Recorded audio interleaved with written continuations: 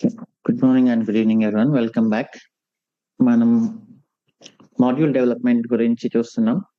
Last 2 days లో మనం VPCs గురించి డిస్కస్ చేసాం, virtual private cloud and why we need to create subnets ఎందుకు క్రియేట్ చేయాలి అంటే because we need to have security for our databases and private back end servers and we want our front end applications to be public, so we create public subnets, private subnets and databases.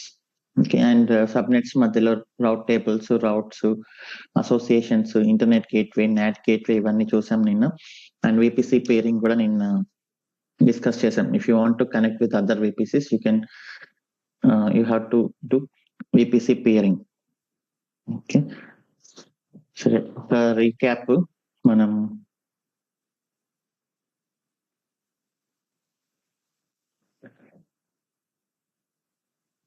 Terraform VPC diagram గీసుకున్నాం.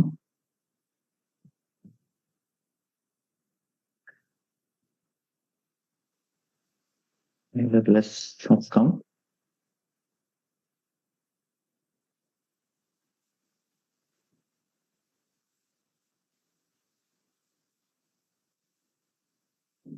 And VPC ఇందులో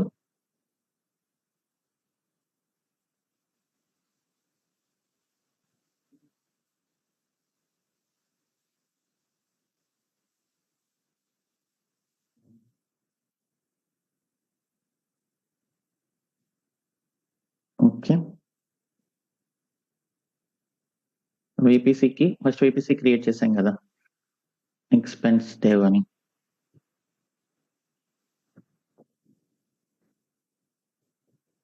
తర్వాత internet gateway,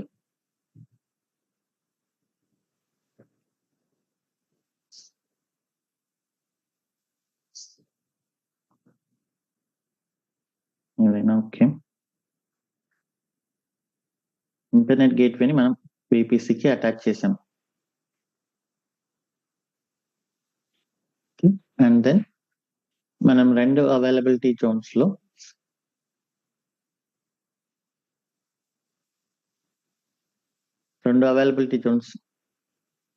select చేసుకున్నాం. ఒకటి US east 1A and US east 1B.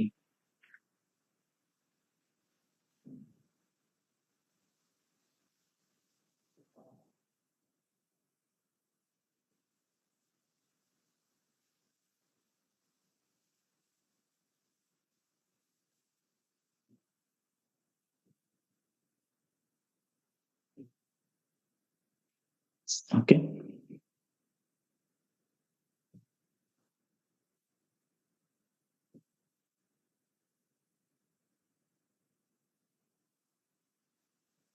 US east 1B.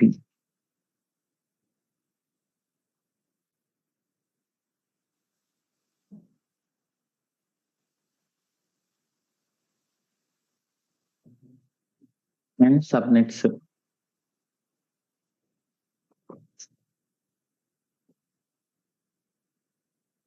రెండు public subnets, రెండు private subnets, పైన ఒకటి కింద ఒకటి, రెండిట్లో ఉందని చెప్పడానికి.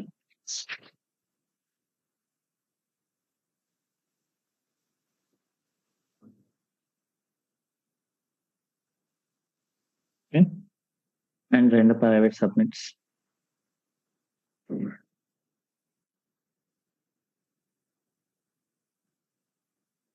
And database subnet.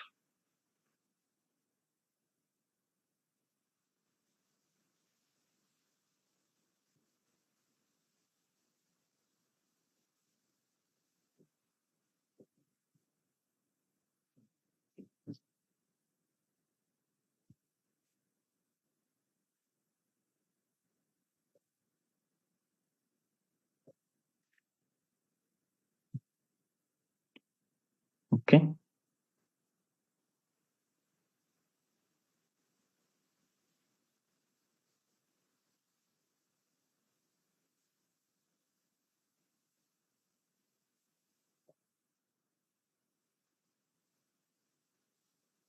and route tables.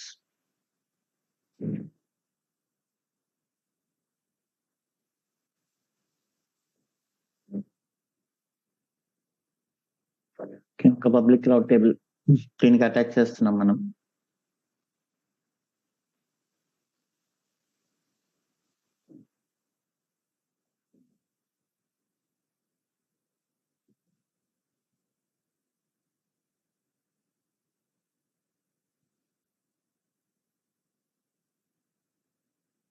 And private cloud table.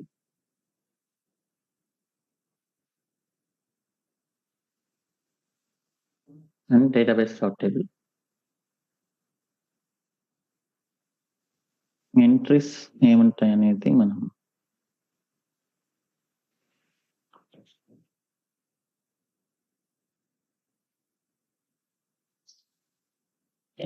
So entries వచ్చేసి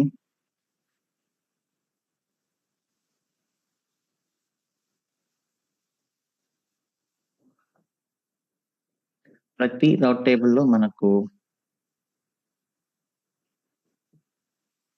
సిఐడిఆర్ అండ్ టార్గెట్ అనేది ఉంటుంది కదా. ప్రతి రౌట్ టేబుల్ ఉండే డిఫాల్ట్ ఎంట్రీ 10.0.0.0/16.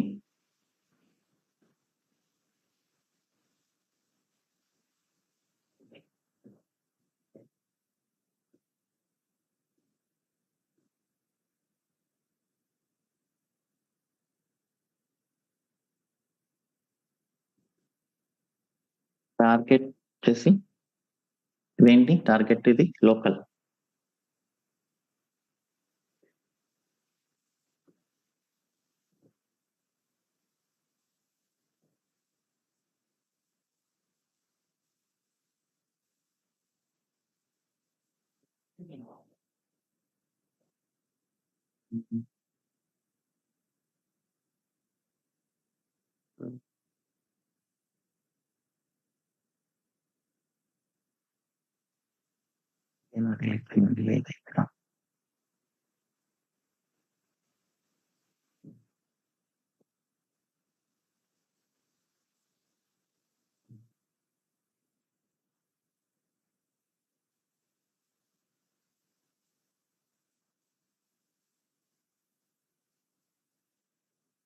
సరే అది వదిలేండి. ఇంకొక ఎంట్రీ 0.0.0.0/0 అండ్ ఇది టార్గెట్ వచ్చేసి ఇంటర్నెట్ గేట్వే, రైట్. సో ఇది పబ్లిక్ రౌట్ టేబుల్ యొక్క ఎంట్రీస్.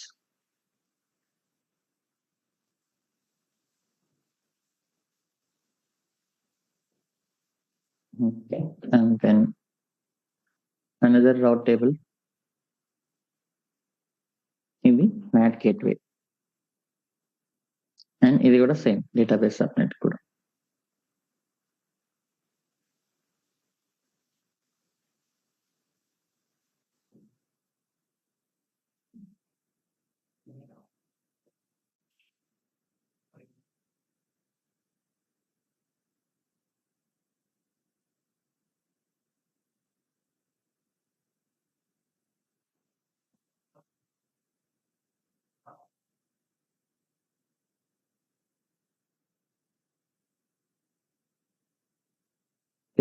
డయాగ్రామ్ మళ్ళీ కరెక్ట్ చేస్తాను, బట్ క్లారిటీ వచ్చింది కదా. ఇది రౌట్స్, ఇది రౌట్ టేబుల్. పబ్లిక్ రౌట్ టేబుల్ ప్రైవేట్ కి డేటాబేస్ కి NAT గేట్వే ద్వారా బయటకు కనెక్షన్స్ వెళ్తాయి. ఇదంతా మనం చూసాం. అండ్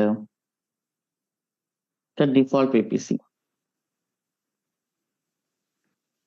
డిఫాల్ట్ పిపిసితో పేరింగ్.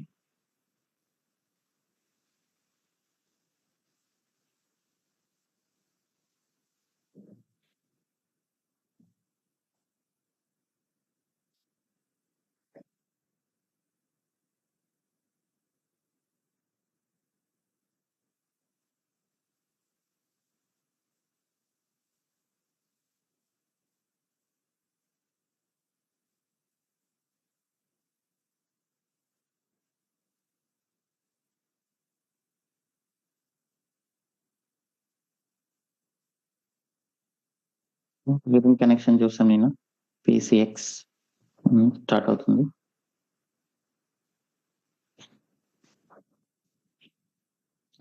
ఇదొక ఐడి. అండ్ ఇక్కడ ఎంట్రీస్ కూడా ఉండాలి మనకి. మీకు ఏ సబ్నెట్ తో అయితే పేరింగ్ కనెక్షన్ కావాలనుకుంటున్నారు దీని యొక్క సైడర్ 172.31 మేబీ /16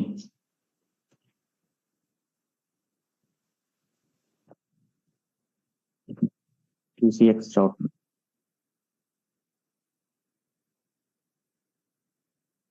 ఓకే, అలానే ఇక్కడ కూడా మనకు ఒక రౌట్ టేబుల్ ఉంటుంది కాబట్టి ఈ రౌట్ టేబుల్ లో కూడా entry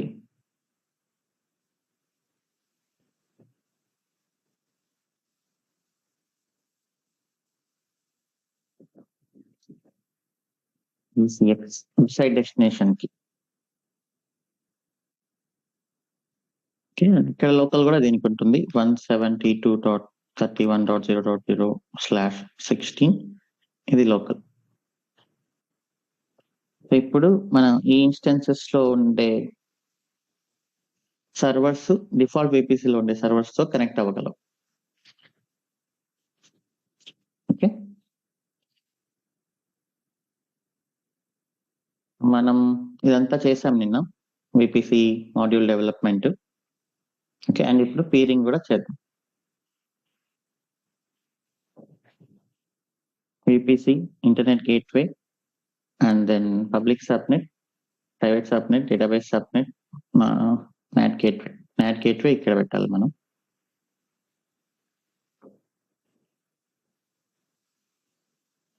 NAT gateway public subnet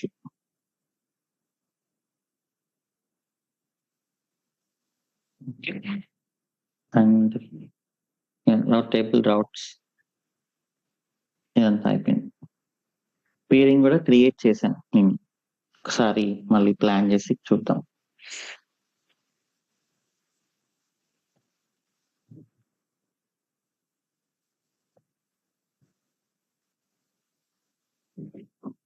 VPC module test Terraform plans.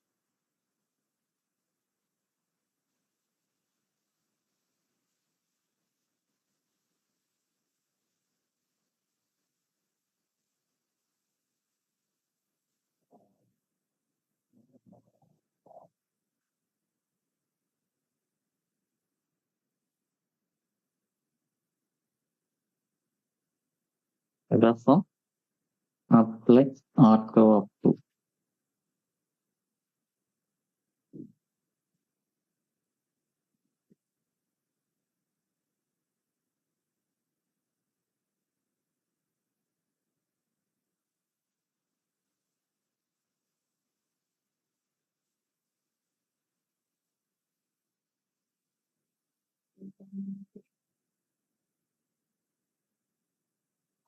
నిన్న డేటా సోర్స్ యూస్ చేసి డిఫాల్ట్ VPC యొక్క ఐడి తీసుకొని మనం పేరింగ్ కనెక్షన్ తీసుకున్నాం. ఓకే, ఇప్పుడు సబ్నెట్స్ లో మనం పేర్ అవ్వాలి అంటే మనం రౌట్ లో యాడ్ చేయాలి. ఇందాక ఇక్కడ చూపించినట్లు ఈ రౌట్ లో యాక్సెప్టర్ VPC యొక్క డెస్టినేషన్ ఇచ్చి పేరింగ్ కనెక్షన్ ఐడి ఇవ్వాలి. Okay, so let us take the route.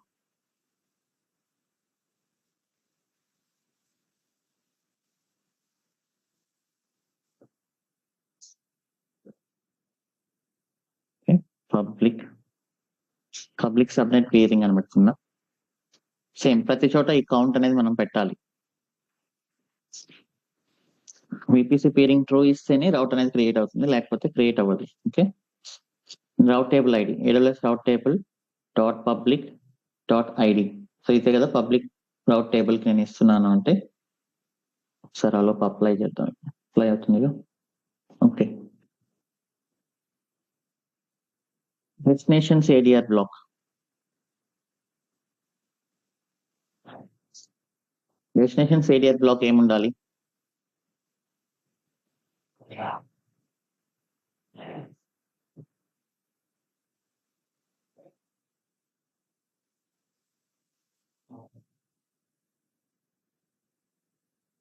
ఇక్కడ మొత్తం మనం ఇన్ఫర్మేషన్ తీసుకున్నాం కదా.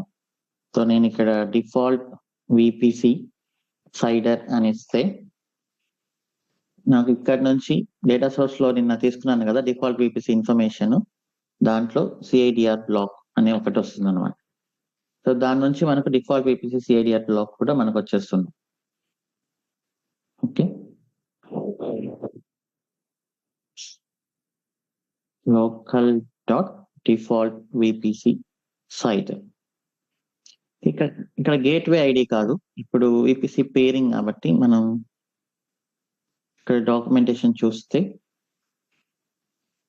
పేరింగ్ ఐడి ఉంటుంది, VPC peering connection ID. VPC peering connection ID equal to AWS VPC pairing connection ఇచ్చామా?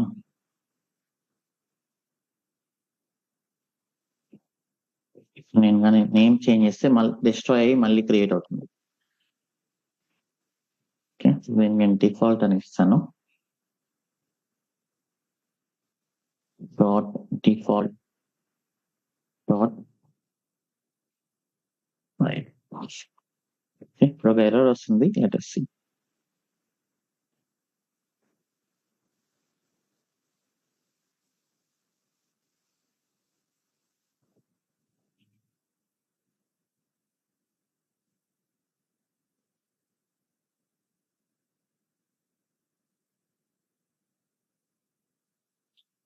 ఈ ఎర్రర్ డిస్క్రిప్షన్ చదవండి.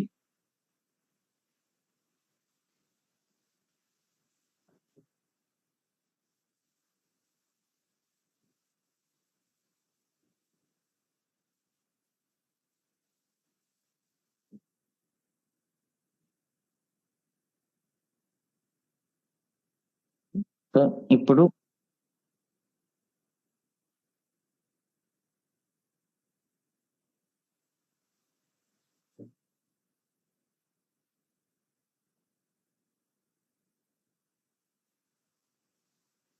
What is this data type list? What is this data type?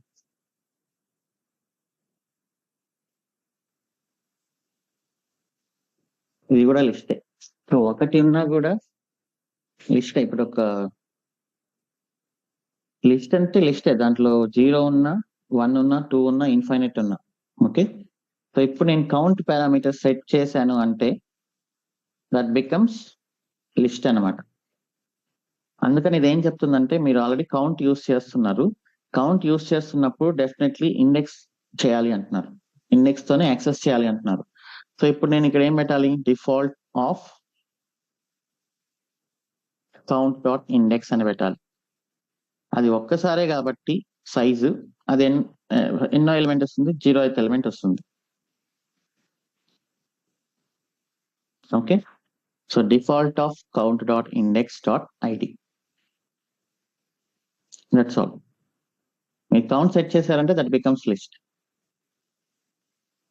ఉండేది ఒకటే ఎలిమెంట్ కాబట్టి 1 అంటే size ఒకటే కాబట్టి count dot index అని వాళ్ళు అంటున్నారు. That's all.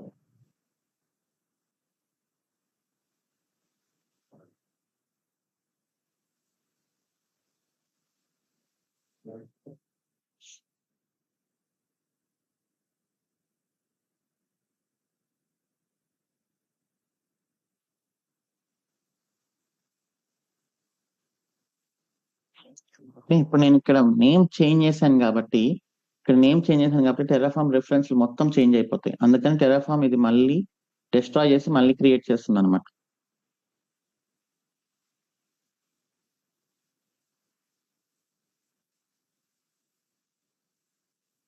చూడండి, డిఫాల్ట్ ఆఫ్ 0 అని వచ్చింది, బికాస్ మనం కౌంట్ అనేది సెట్ చేసాం కాబట్టి.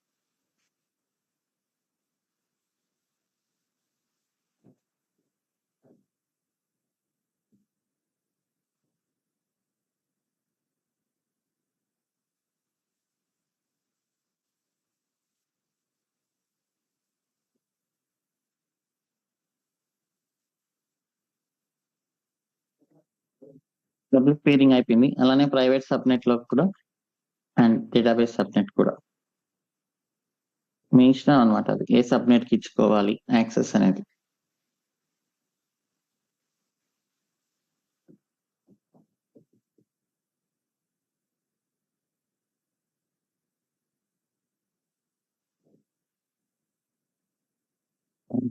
డేటాబేస్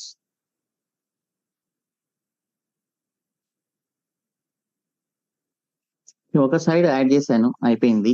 మళ్ళీ default VPC route table add చేయాలా వద్దా? Yes or no?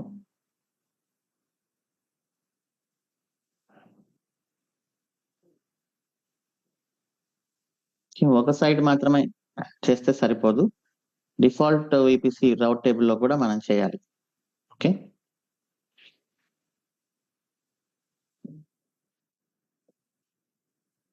ఇప్పుడు రౌట్ టేబుల్ ఐడి వచ్చేసి default VPC route table ID కావాలి.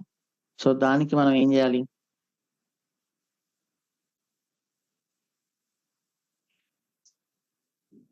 How can I get the default VPC main route table?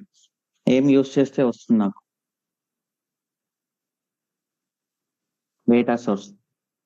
Data source default VPC route table.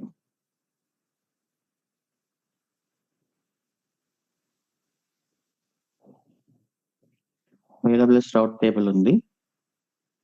So ఇందులో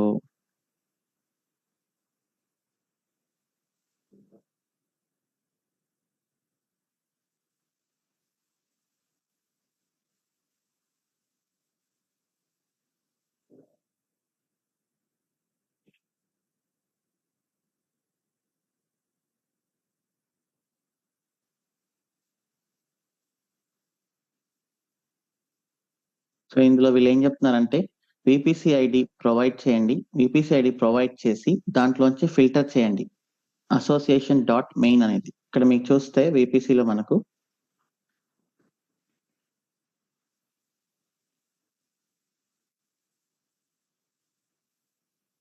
రౌట్ tables లో చూస్తే మనకు main అనేది ఒకటి ఉంటుంది చూడండి.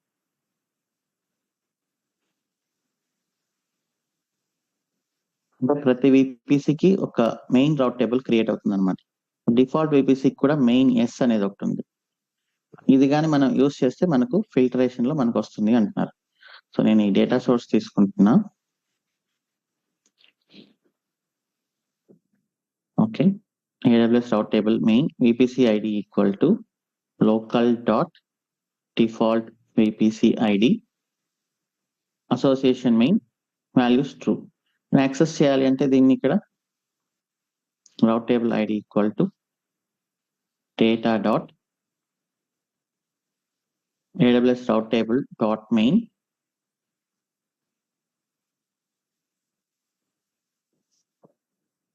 dot ID. అంతే, ఇప్పుడు మనకు డిఫాల్ట్ VPC రౌట్ టేబుల్ ఐడి వచ్చేస్తుంది.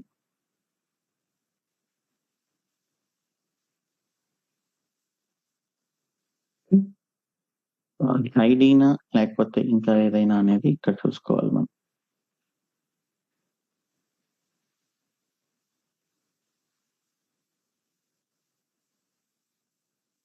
అది ఐడి కాదు, రౌట్ టేబుల్ ఐడి.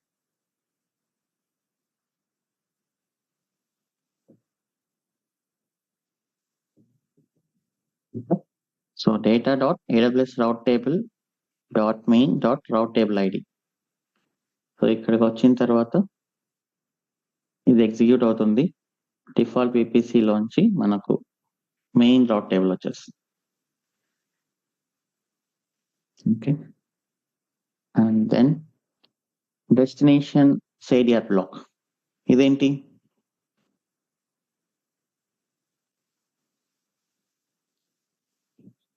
మన ఎక్స్పెన్స్ విపిసి సైడర్ కదా, var dot VPC CIDR.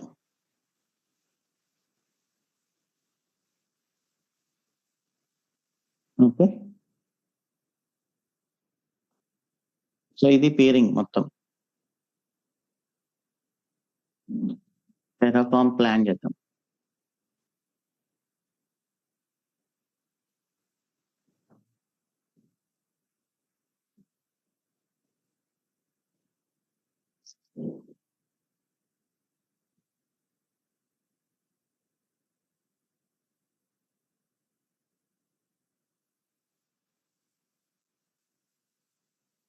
Okay, now Terraform apply.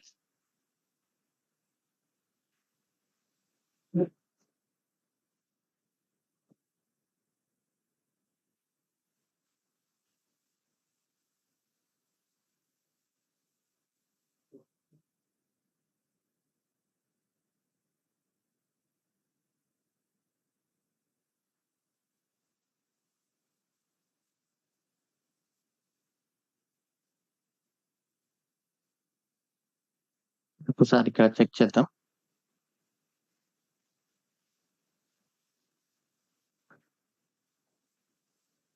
Public route set అయింది.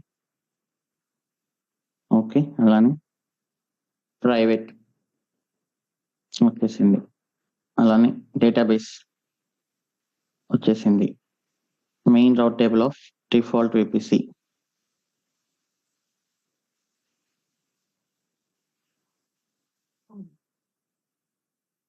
ఓకే, సో మొత్తం సెట్ అయిపోయింది. విపిసి మాడ్యూల్ డెవలప్మెంట్ అనేది కంప్లీట్ అయిపోయింది.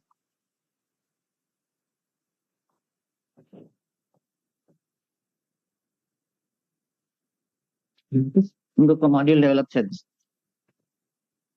సో మీరు డెవలప్ చేయాల్సిన అవసరం లేదనమాట. మనకు జనరల్ గా టెరాఫార్మ్, ఏడబ్ల్యూఎస్, విపిసి మాడ్యూల్ అని చూస్తే ఇంటర్నెట్ లో ఆల్రెడీ ఉంటుంది. అంటే 2 types ఆఫ్ మాడ్యూల్స్ ఉన్నాయి. ఒకటి కస్టమ్ మాడ్యూల్స్, ఒకటి ఓపెన్ సోర్స్ మాడ్యూల్స్. చూడండి, ఇక్కడ మనం ఎలా అయితే డెవలప్ చేసామో అలానే వీళ్ళు కూడా చేశారు. నేమ్, సైడర్, ఏ ఏజెంట్స్ లో కావాలి, ప్రైవేట్ సబ్నెట్ సిఐడిఆర్ ఏంటి, పబ్లిక్ సబ్నెట్ సిఐడిఆర్ ఏంటి, నాట్ గేట్వే క్రియేట్ చేయాలా వద్దా, విపిఎన్, ఇట్లా. సో వీళ్ళు కూడా ఇక్కడ ఇన్పుట్స్, అవుట్పుట్స్ అవన్నీ ఇస్తారు, ఎగ్జాంపుల్స్ కూడా ఇస్తారు. ఓపెన్ సోర్స్ మాడ్యూల్ యూస్ చేయాలా, కస్టమ్ మాడ్యూల్ యూస్ చేయాలా అంటే మళ్ళీ there is no right, there is no wrong. దేని అడ్వాంటేజెస్ దానికి ఉన్నాయి, దేని డిసడ్వాంటేజెస్ దానికి ఉన్నాయి. ఇప్పుడు కస్టమ్ మాడ్యూల్ అనుకోండి, అడ్వాంటేజెస్ ఏంటి?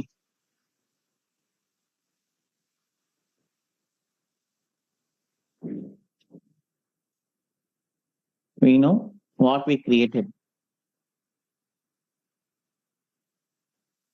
and what we want. Okay, so disadvantages ఏంటి?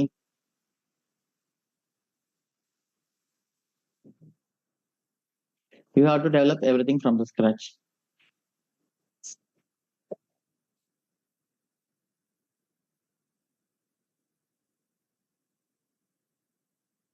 Okay, అదే ఓపెన్ సోర్స్ అనుకోండి,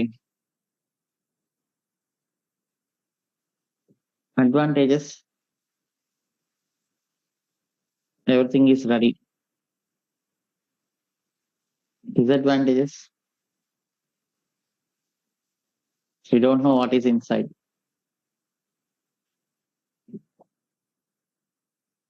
రీసెంట్గా ఒక ప్రాబ్లం వచ్చింది. మన one of the student, previous batch student upgrade చేయాల్సి వచ్చేసింది. సో వాళ్ళ సైడ్ ఏదైనా డిఫెక్ట్ ఉందనుకోండి, మనం ఏం చేయాలి? వాళ్ళు ఫిక్స్ రిలీజ్ చేసేంత వరకు we have to wait. We have to wait for the fix if something is wrong.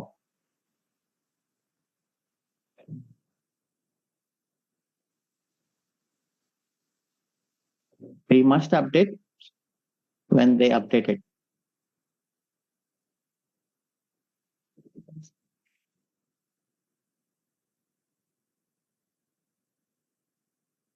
Okay, so అందుకని నేను ఇప్పుడు కస్టమ్ మాడ్యూల్ ఎలా డెవలప్ చేయాలో మనం నేర్చుకున్నాం. అలానే ఓపెన్ సోర్స్ మాడ్యూల్ కూడా మనం యూస్ చేద్దాం. మీ ప్రాజెక్ట్స్ లో మీరు ఏం చెప్పాలి? మీకు ఒకవేళ ఇంటర్వ్యూ క్వశ్చన్స్ ఇలా అడిగినప్పుడు ఈ అడ్వాంటేజెస్, ఈ డిసడ్వాంటేజెస్ మీరు ఎక్స్ప్లెయిన్ చేస్తూ, for few projects we're using open source modules, for few projects we already develop our custom modules, మీ ఇష్టం. లేకపోతే మీరు మాది బ్యాంకింగ్ ప్రాజెక్ట్, మా క్లయింట్ ఒప్పుకోరు ఓపెన్ సోర్స్ మాడ్యూల్స్ యూస్ చేయడానికి, so we develop the modules everything from the scratch. ఎందుకు open source modules ఒప్పుకోరు అని అడిగితే, so we're force to update when they update. Okay, something goes wrong from their side, we need to wait for the fix. So we don't want to create the dependency on the community. Okay, ఇదేం పెద్ద tough thing కూడా కాదు module ని develop చేయడం అనేది. మనం నేర్చుకున్న Terraform కోడే కదా, కొత్తగా ఏముంది మాడ్యూల్ డెవలప్మెంట్ అంటే, ఇట్స్ నథింగ్.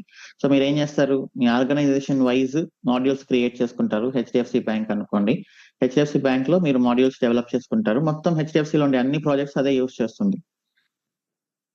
సో అదేం పెద్ద టఫ్ ఏం కాదు. మాడ్యూల్స్ డెవలప్ చేయడానికంటే ఒక టీమ్ ని పెట్టి వాళ్ళతో మాడ్యూల్స్ డెవలప్ చేస్తూ ఉంటారు. ఇండివిజువల్ టీమ్స్ లో ఉండే డెవాప్స్ ఇంజనీర్స్ వాటిని యూస్ చేసుకుంటూ ఉంటారు. అండ్ క్లియర్ డాక్యుమెంటేషన్ కూడా ఇవ్వాలి. మనం లాస్ట్ టైం ఇక్కడ EC2కి ఎలా అయితే ఇచ్చామో ఇట్లా క్లియర్ డాక్యుమెంటేషన్ కూడా ఇవ్వాలి. ఏది ఇన్పుట్స్ ఏంటి, ఏది ఆప్షనల్, ఏది మ్యాండేటరీ, ఓకే, ఏది డిఫాల్ట్, అవుట్పుట్స్ లో ఏమేమి ఇస్తున్నారు, ఇవన్నీ మనం క్లియర్ గా డాక్యుమెంటేషన్ లో మెయింటైన్ చేయాలన్నమాట. ఆబ్వియస్లీ చేస్తారు కూడా ప్రాజెక్ట్స్ లో. సో ఇప్పుడు మీరు ఏం చేస్తారంటే మీ ఓన్ వాటిలో ఇలా ఒక రీడ్మీ డాక్యుమెంటేషన్ లో మన VPC లో ఏది ఆప్షనల్, ఓకే, ఏది డిఫాల్ట్ వాల్యూ ఉంది, ఏది మ్యాండేటరీ, ఇవన్నీ మీరు ఒకసారి ప్రిపేర్ చేయండి.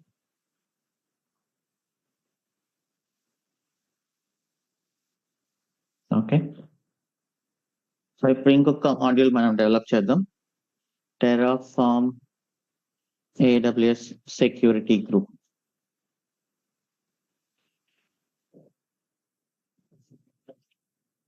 సెక్యూరిటీ గ్రూప్ చూడడానికి చాలా సింపుల్ గా ఉంటుంది కానీ బట్ అన్నిటికంటే అదే ఎక్కువ కన్ఫ్యూజన్ క్రియేట్ చేస్తుంది ఫైనల్ గా. అండ్ అది చాలా ఇంపార్టెంట్ కూడా సెక్యూరిటీ గ్రూప్ అనేది, ఎందుకంటే మొత్తం ట్రాఫిక్ అంతా సెక్యూరిటీ గ్రూప్ బేస్ పైనే మనకు కంట్రోల్ అవుతుంది. సో సేమ్ ఇక్కడ main.tf, ఓకే, అండ్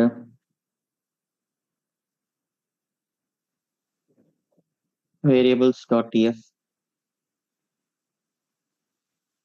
locals.tf, ఇది అవసరం అయితే అది నేను ఒకటే క్రియేట్ చేస్తున్నా. ఓకే, outputs.tf, ఓకే, నేను ఇంకొక ఫోల్డర్ SG టెస్ట్ అనేది క్రియేట్ చేస్తున్నాను. సో సెక్యూరిటీ గ్రూప్ క్రియేట్ చేయడానికి మనకు దగ్గర documentation AWS security group Terraform.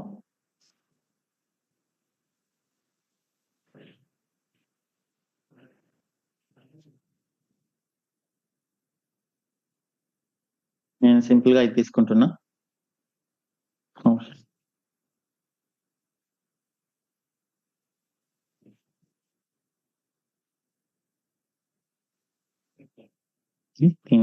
Main అని ఇస్తున్నా.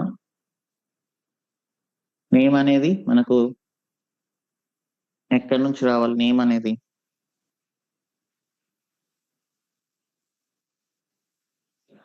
మనము ప్రాజెక్ట్ అది అనుకున్నాం కదా, సో అక్కడి నుంచి వస్తే బెటర్.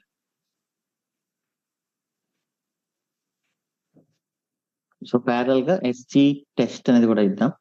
ఇక్కడ నేను SG.tf అని ఇస్తున్నా.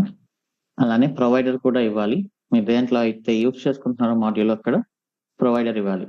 ప్రొవైడర్ నేను కాపీ చేస్తున్నాను బట్ కీ నేమ్ చేంజ్ చేయాలి.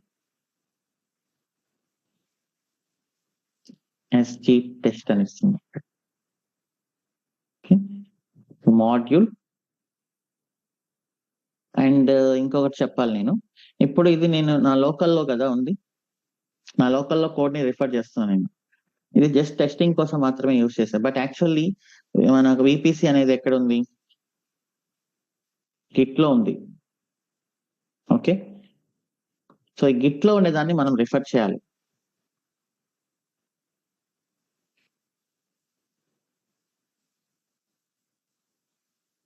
నేను డెవలప్ చేసినంత వరకు నా లోకల్లో ఉంది, బట్ యాక్చువల్ గా మనం గిట్ లో ఉండే అని రిఫర్ చేయాలి.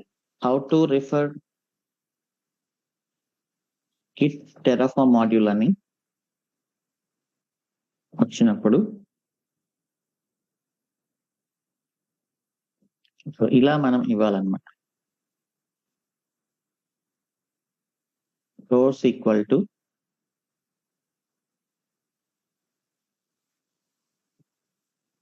ఇలా. సో మనదేంటి,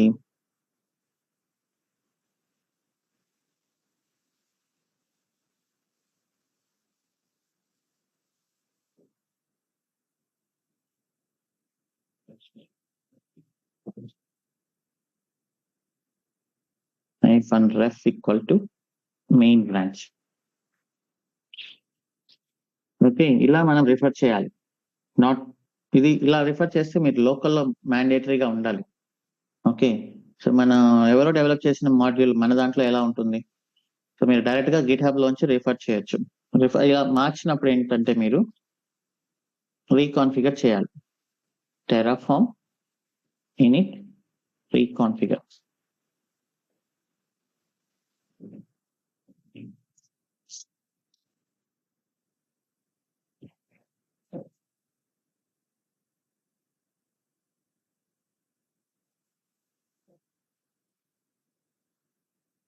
జనరల్ గా ఇది టెస్టింగ్ వరకు మన ఫస్ట్ లోనే మనము గిట్ హబ్ లో డెవలప్ చేసి లాంచ్ తీసుకోవాలన్నమాట.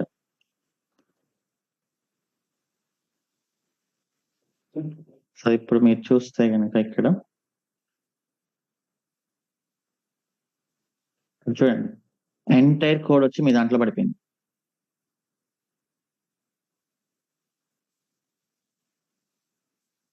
గిట్ హబ్ లోంచి .terraform ఫోల్డర్ లో ఫర్ ఎగ్జిక్యూషన్ terraform plan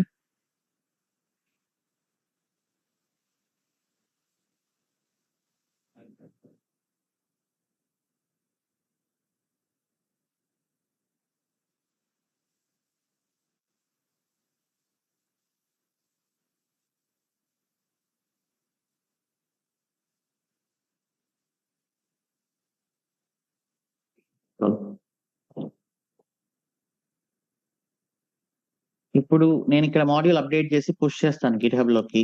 ఆ చేంజెస్ ఎలా వస్తాయి మనకు, terraform get అనే ఒక కమాండ్ ఉంటుంది. సో దాంట్లో terraform get update అని కొడితే మీకు నేను ఏదైనా అప్డేట్ చేస్తుంటే అప్డేట్ వస్తుంది అనమాట.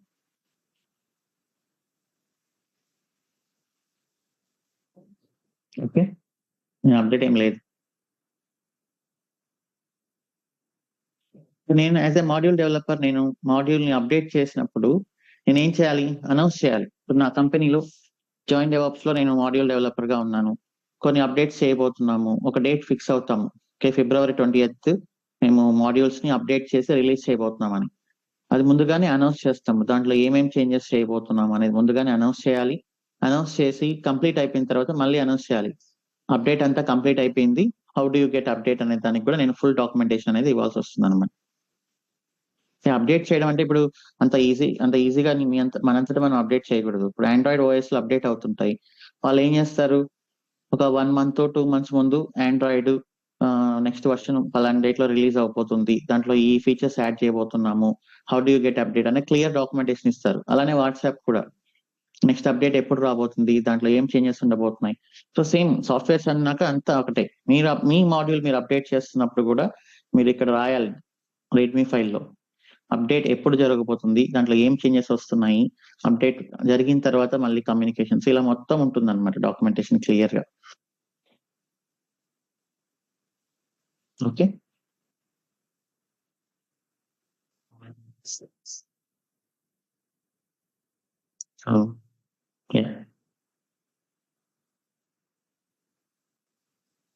సో ఇప్పుడు మనం ఫిక్స్ అవుదాం. ఇక్కడ మనకు ఎలా కావాలి నేమ్ అంటే, okay just security group name కాకుండా project name, environment and security group name దేని క్రియేట్ చేస్తున్నారు మీరు అనేది. Okay, for example MySQL expensive MySQL అంటే మీనింగ్ ఏంటి, ఇది ఈ సెక్యూరిటీ గ్రూప్ MySQL ఇన్స్టెన్స్ కి అటాచ్ చేయడం కోసం ఎక్స్పెన్స్ ప్రాజెక్ట్ లో డెవ్ ఎన్విరాన్మెంట్ లో క్రియేట్ చేసాము అని దాని మీనింగ్. ఓకే, సో ఇది మన రూల్ అనమాట. ఓకే, మ్యాండేటరీ ఏం కాదు టెరాఫామ్ లో ప్రాజెక్ట్ నేమ్ పాస్ చేయడం, ఇదంతా మన రూల్, మన కంపెనీ రూల్. లేకపోతే ఎవరి ఇష్టం వచ్చిన నేమ్ వాళ్ళు ఇస్తారు. ఇప్పుడు అందరూ MySQL అని ఇచ్చారనుకోండి, ఒక 10 ప్రాజెక్ట్స్ లో వాళ్ళు, అది ఏ ప్రాజెక్ట్ కి సంబంధించింది, ఏ ఎన్విరాన్మెంట్ కి సంబంధించింది అని దాని మీనింగ్. సో అందుకని మనం ఇలా సెటప్ చేస్తున్నాం. ఓకే, వేరియబుల్ SG నేమ్ దేనికోసం క్రియేట్ చేశారు అనేది కూడా ఇస్తే ఓకే. సో ఇప్పుడు మనం ఇక్కడ ఏం చేస్తాం, లోకల్స్ ఎస్జీ ఫైనల్ నేమ్ మనం ఇక్కడ ప్రిపేర్ చేస్తాం. నేమ్ అనేది యూజర్ కి ఆప్షన్ ఇవ్వట్లేదు మనం. Var dot project name. So ఇప్పుడు అర్థమవుతుంది కదా మీకు లోకల్స్ కి వేరియబుల్స్ కి difference. Var dot environment hyphen var dot SG name.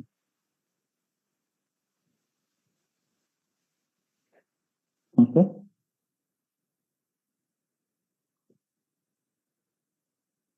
Local dot SG final name ఇది మనం సెట్ చేసినది. డిస్క్రిప్షన్ అనేది యూజర్ పాస్ చేసుకోవచ్చు. So we're giving var.sg_description. Usually ఇది మ్యాండేటరీ, మీరు సెక్యూరిటీ గ్రూప్ క్రియేట్ చేసేటప్పుడు డిస్క్రిప్షన్ కూడా ఇవ్వాలి. సో అందుకని ఇక్కడ వేరియబుల్ sg_description మ్యాండేటరీగా ఇస్తున్నాం, మ్యాండేటరీగా ఇవ్వాలి. ఈ 4 ప్రాజెక్ట్ నేమ్ ఇవ్వాలి, ఎన్విరాన్మెంట్ ఇవ్వాలి, ఎస్జీ నేమ్ ఇవ్వాలి, ఎస్జీ డిస్క్రిప్షన్ కూడా ఇవ్వాలి. Okay, VPC ID. So VPC ID కూడా ఇవ్వాలి కదా. విపిసి ఐడి లేకుండా సెక్యూరిటీ గ్రూప్ క్రియేట్ చేయగలమా?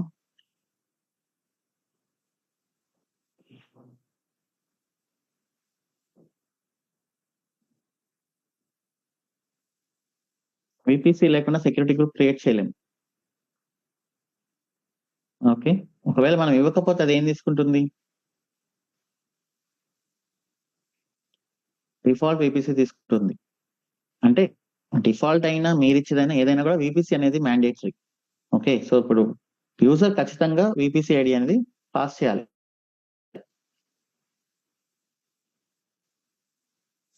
Variable VPC ID. Okay, default అనేది నేను ఇవ్వను, ఖచ్చితంగా విపిసి ఐడి పాస్ చేయాలి. ఓకే, ఇంకా మన ట్యాగ్స్ కాకుండా అగ్రెస్ అనేది కూడా ఇద్దాం. ఎందుకంటే ప్రతి దాంట్లో అగ్రెస్ కామన్. ఇంగ్రెస్ ఇవ్వమంటారా వద్దా?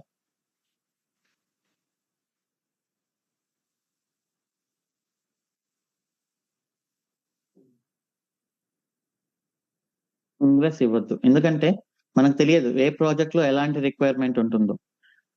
ఫైర్ వాల్స్ అనేది ప్రతిసారి చేంజ్ అవుతూ ఉంటాయి, ఫైర్ వాల్ రిక్వెస్ట్ అనేది.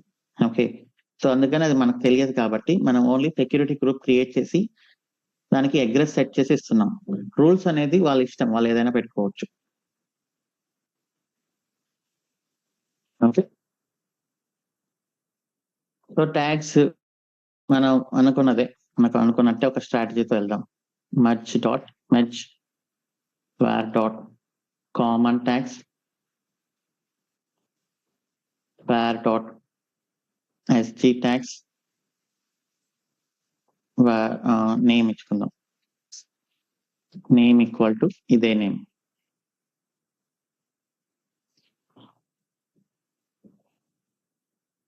ఓకే, సో ఇప్పుడు కామన్ ట్యాగ్స్ ఎస్జీ ట్యాగ్స్ కూడా వేరియబుల్ మనం క్రియేట్ చేయాలి.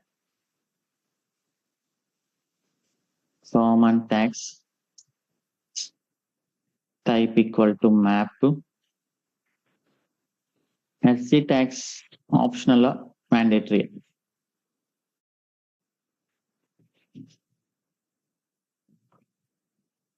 Optional.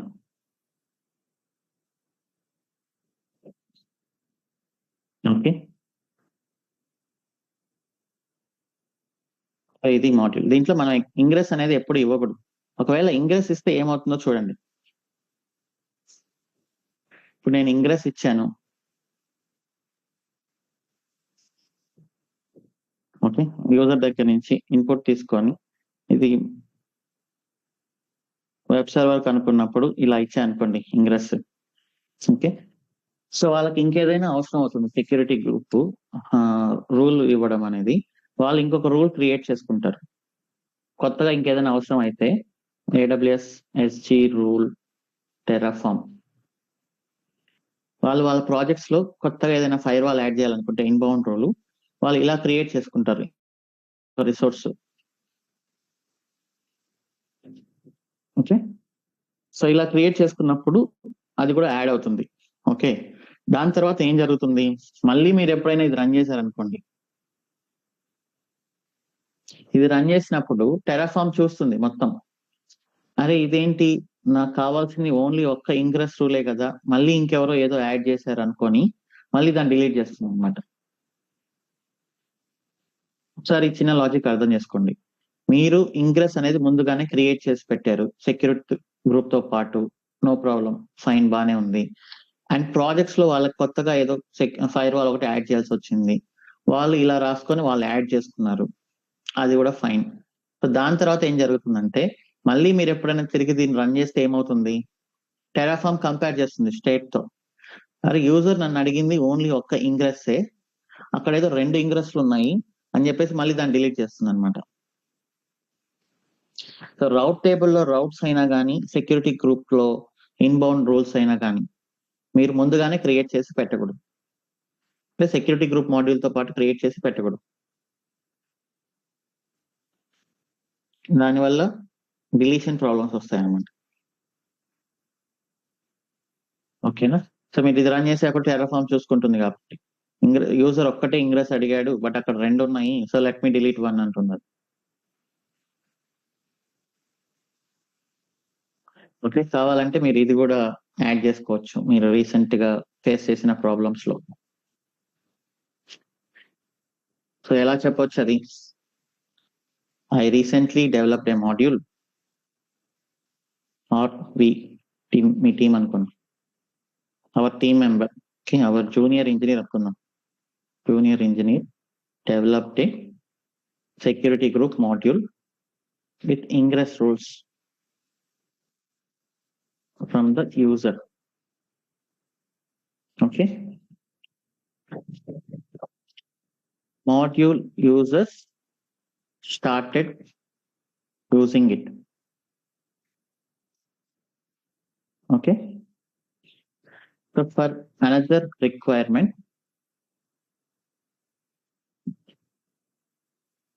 they added new firewall separately. When they run our module again,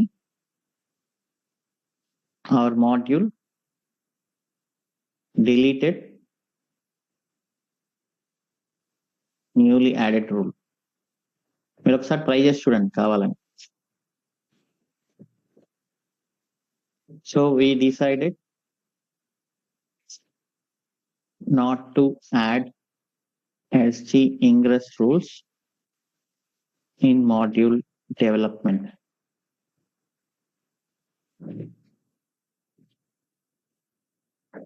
Okay,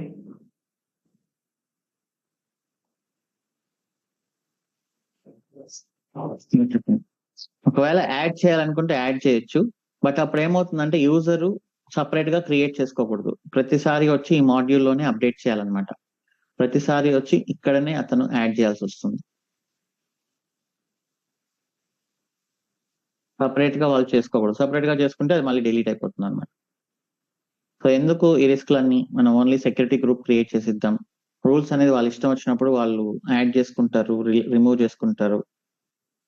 so that is how we can do it అనమాట. Okay, so ఇప్పుడు నాకు SG test లో నేను module for example MySQL కోసం create చేస్తున్నాను అనుకుందాం. Source equal to testing కాబట్టి నేను ఫస్ట్ లోకల్లో రిఫర్ చేస్తాను, AWS security group.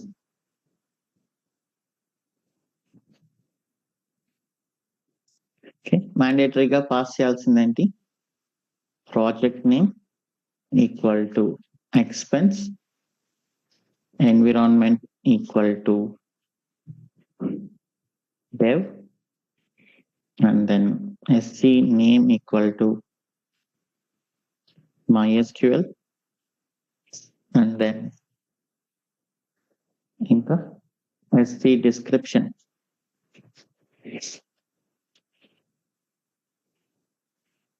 Created for MySQL instances in expense table. మీ ఇష్టం డిస్క్రిప్షన్ అనేది. ఇంకా ఏమున్నాయి మ్యాండేటరీగా? VPCID, common tax, SG tax. VPCID దగ్గరకు వద్దాము. కామన్ ట్యాక్స్ నేను ఒక వేరియబుల్ పెట్టుకొని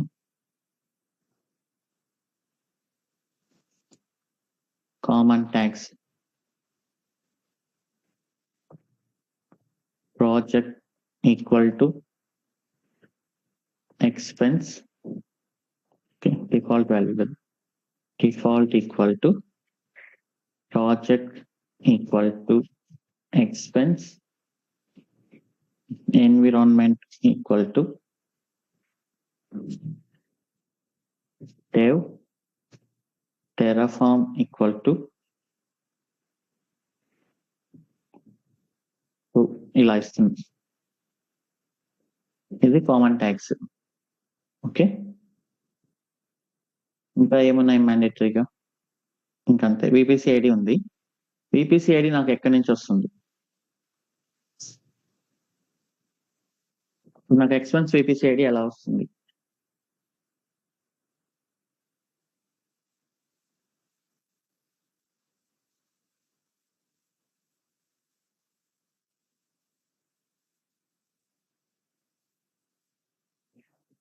డేటా సోర్స్ లోంచి రావాలి అంటే VPCID నేను ఏదో ఒకటి పాస్ చేయాలి కదా డేటా సోర్స్ కి. డేటా సోర్స్ కి ఏం పాస్ చేయాలి?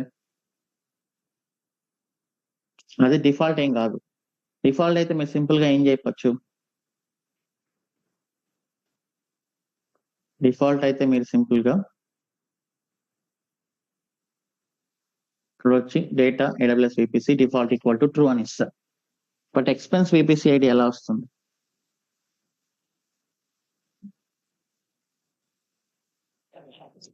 సో ఎక్స్పెన్స్ VPCID అనేది ఖచ్చితంగా త్రూ అవుట్పుట్స్ ద్వారానే వస్తుంది. Okay,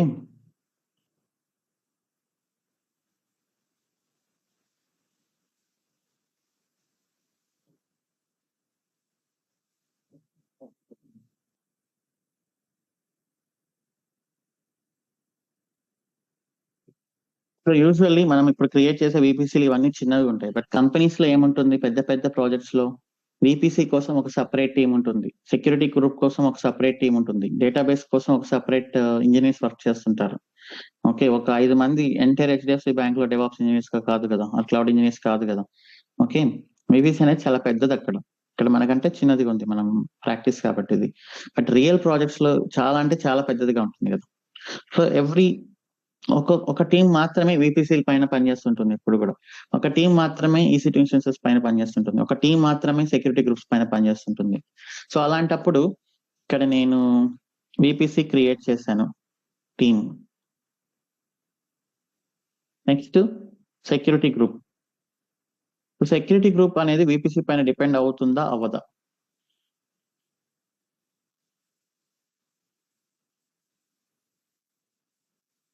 yes or no? Depends కదా.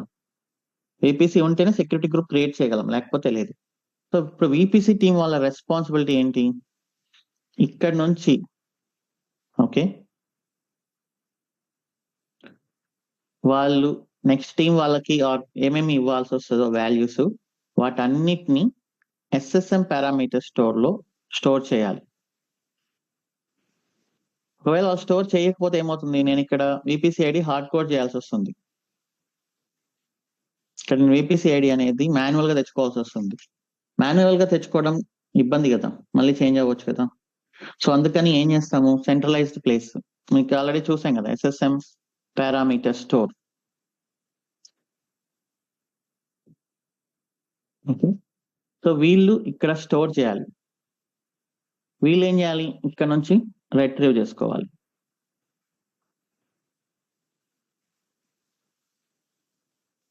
ఓకే,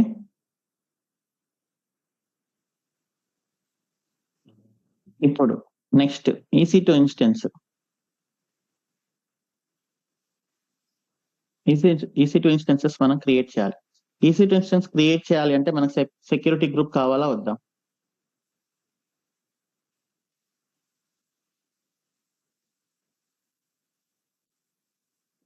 సో అప్పుడు వీళ్ళు ఏం చేయాలి, మన సెక్యూరిటీ గ్రూప్ వాళ్ళు ఆ సెక్యూరిటీ గ్రూప్ ఐడి అనేది అక్కడ స్టోర్ చేయాలి.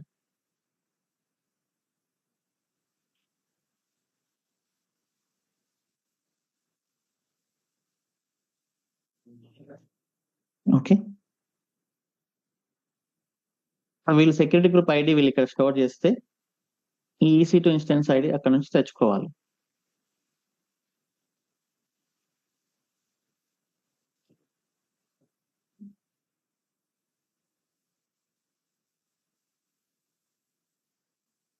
ఓకేనా? So go back to VPC module test. నాకు ఇక్కడ VPC ఐడి రావాలి అంటే నేను ఏం చేయాలి? VPC మాడ్యూల్ టెస్ట్ లో నాకు VPC ఐడి రావాలి అంటే నేను ఏం చేయాలి?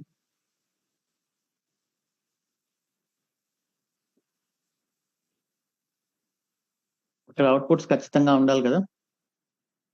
మాడ్యూల్ అనేది అవుట్పుట్స్ ని ఎక్స్పోర్ట్ చేయాలి. సో మీరు చూసుకుంటే ఓపెన్ సోర్స్ మాడ్యూల్ కూడా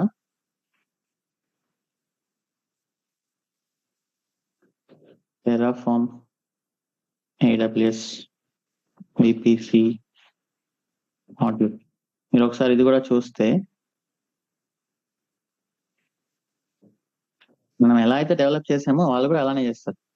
అవుట్పుట్స్ అనేది ఖచ్చితంగా ఉంటుంది. అవుట్పుట్స్ లేకపోతే మనం ఇంకేం చేసుకోలేము కదా. మనం ఇన్పుట్స్ పాస్ చేస్తున్నప్పుడు అవుట్పుట్స్ ఇవ్వాల్సిన రెస్పాన్సిబిలిటీ కూడా వాళ్ళకి పైన ఉంటుంది. చూడండి అవుట్పుట్స్ వచ్చాయి.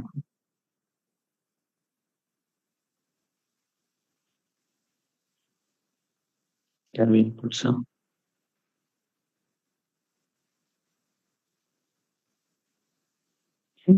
సో ఈ మాడ్యూల్ మీరు యూజ్ చేస్తే మీకు ఈ అవుట్పుట్స్ అన్ని వస్తాయి. వీళ్ళు కూడా ఇక్కడ అవుట్పుట్స్ అనేది ఒకటి ఉంటుంది చూడండి, వీళ్ళ కోడ్ లో outputs.tf లో మొత్తం అవుట్పుట్స్ అన్ని వాళ్ళు ఇస్తూ ఉంటారు.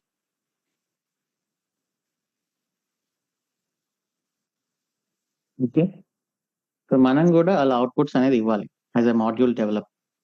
ఇప్పుడు నేను మినిమం థింగ్స్ చాలా ఇవ్వాల్సి వస్తుంది. Output VPC ID value equal to AWS_VPC dot main dot ID. Okay, so మీకు మాక్సిమం పాసిబుల్ అయిన అవుట్పుట్స్ మొత్తం ఇవ్వాలన్నమాట. మనం VPC ID ఇవ్వాలి, పబ్లిక్ సబ్నెట్ ఐడీస్ ఇవ్వాలి, ప్రైవేట్ సబ్నెట్ ఐడీస్ ఇవ్వాలి, డేటాబేస్ సబ్నెట్స్ ఐడి ఇవ్వాలి, అలా చాలా ఇవ్వాల్సి వస్తుంది. ఎందుకంటే పబ్లిక్ సబ్నెట్ లో నేను ఇన్స్టెన్స్ క్రియేట్ చేయాలంటే నాకు పబ్లిక్ సబ్నెట్ ఐడి కావాలి.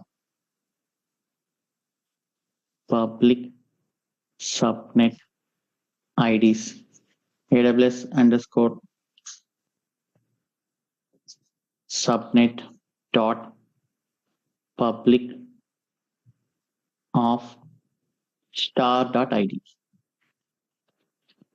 స్టార్ అంటే ఏంటి? ఎవ్రీథింగ్, ఎన్ని ఉంటే అన్ని ఐడీస్ మొత్తం వచ్చేస్తుంది మనకి.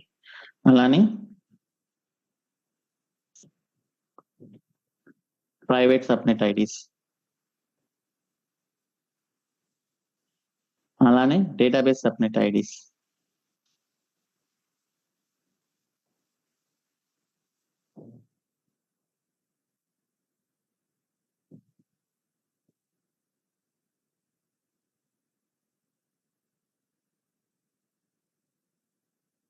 ఇవన్నీ వీళ్ళు ఇచ్చిన తర్వాత ఓకే, నేను Terraform, AWS, VPC ఒకసారి పుష్ చేస్తున్నా. మాడ్యూల్ అప్డేట్ అయింది, కొత్త పారామీటర్స్ అవుట్పుట్స్ పుష్ చేశాం, వాళ్ళందరికీ ఇన్ఫార్మ్ చేస్తారు. VPC మాడ్యూల్ టెస్ట్ వాళ్ళు ఏం చేస్తారు, Terraform get అప్డేట్ రన్ చేస్తారు, వాళ్ళకి అప్డేటెడ్ కోడ్ వస్తుంది అనమాట మాడ్యూల్స్ లోంచి. ఓకే, ఇప్పుడు వచ్చినప్పుడు వీళ్ళు ఏం చేస్తారు, ఇక అది స్టోర్ చేయాలి కదా. ఇప్పుడు మనకు తెలుసు SSM parameter store last time చూసాను. SSM parameter store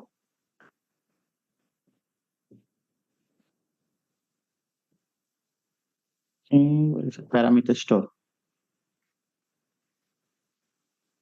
store system manager feature ఇదన్నమాట. సో ఇక్కడ పారామీటర్ స్టోర్ లో క్రియేట్ పారామీటర్.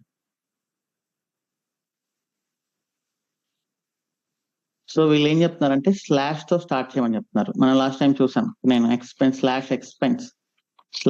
/dev /vpcid. ఇది కరెక్ట్ గానే ఉందిగా. Project environment vpcid.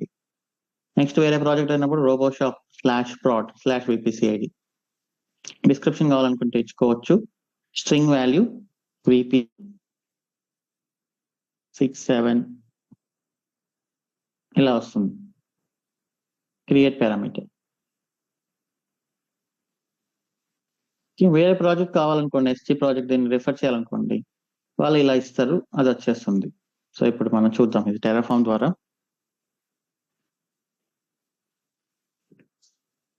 Okay, so ఇప్పుడు నేను పారామీటర్స్ .tf అనేది ఒకటి పెడుతుంది. సో రెస్పాన్సిబిలిటీ వచ్చేసి నాదే. మాడ్యూల్ రెస్పాన్సిబిలిటీ ఏంటి? అవుట్పుట్స్ ని ఎక్స్పోజ్ చేయడం. మాడ్యూల్ యూజర్ రెస్పాన్సిబిలిటీ ఏంటి? వాటిని తీసుకొని పారామీటర్ స్టోర్ లోకి పుష్ చేయడం. ఇప్పుడు నేను SSM పారామీటర్ స్టోర్ టెరాఫామ్ అని ఇస్తున్నాను. ఒక పారామీటర్ మీరు క్రియేట్ చేయాలి అంటే ఇది కోడ్.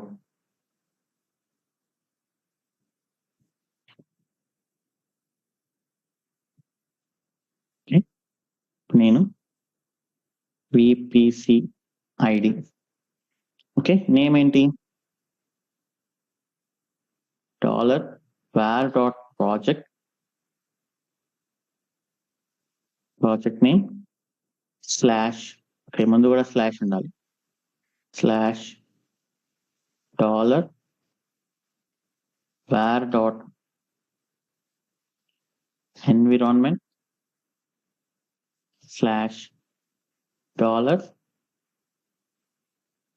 $vpcid.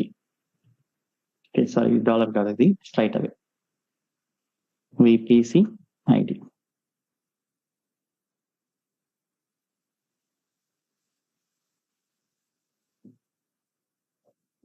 ఓకేనా?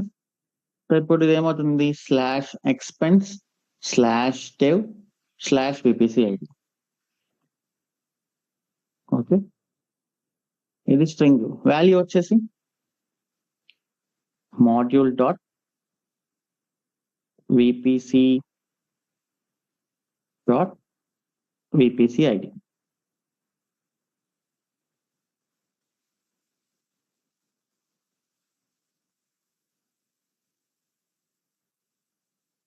Thank you.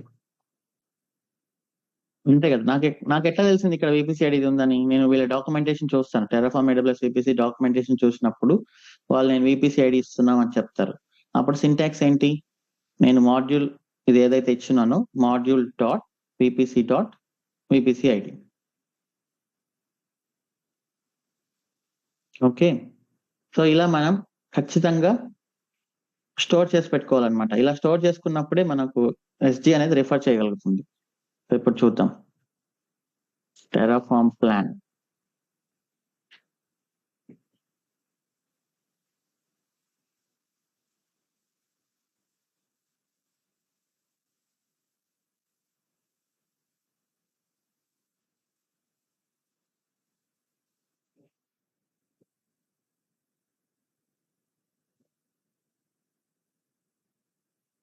Terraform apply auto approve.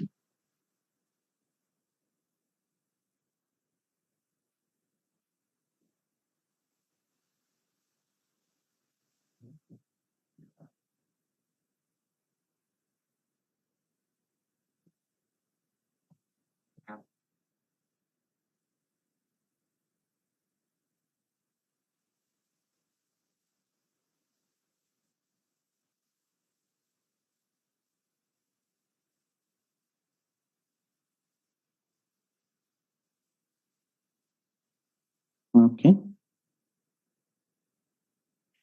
Lunch expense /dev/vpcid ఇక్కడ మనకు వాల్యూ కూడా వచ్చేసింది.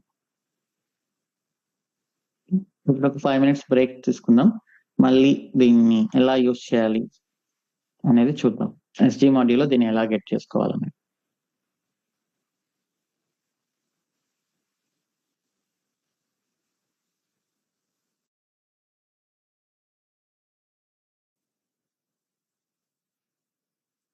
Okay. We are back. So ఇప్పుడు మనం మన విపిసి అనేది ఇక్కడ పారామీటర్ స్టోర్ చేసింది. ఎస్జీ అనేది దాన్ని ఎలా రిఫర్ చేస్తుంది?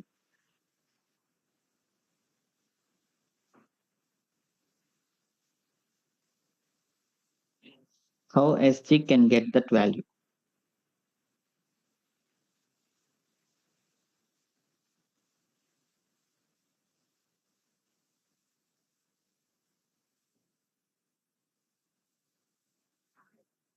How do we get existing information from AWS?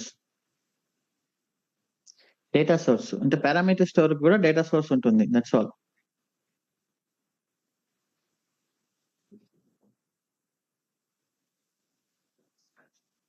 Parameter store in AWS data source.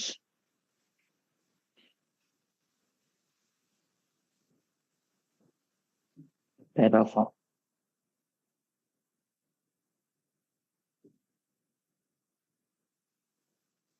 Data source AWS SSM parameter చూడండి.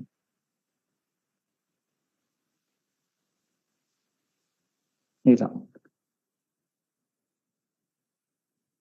రేపు నేను ఎస్జీ టెస్ట్ లో data.tf అనేది ఒకటి రాసుకొని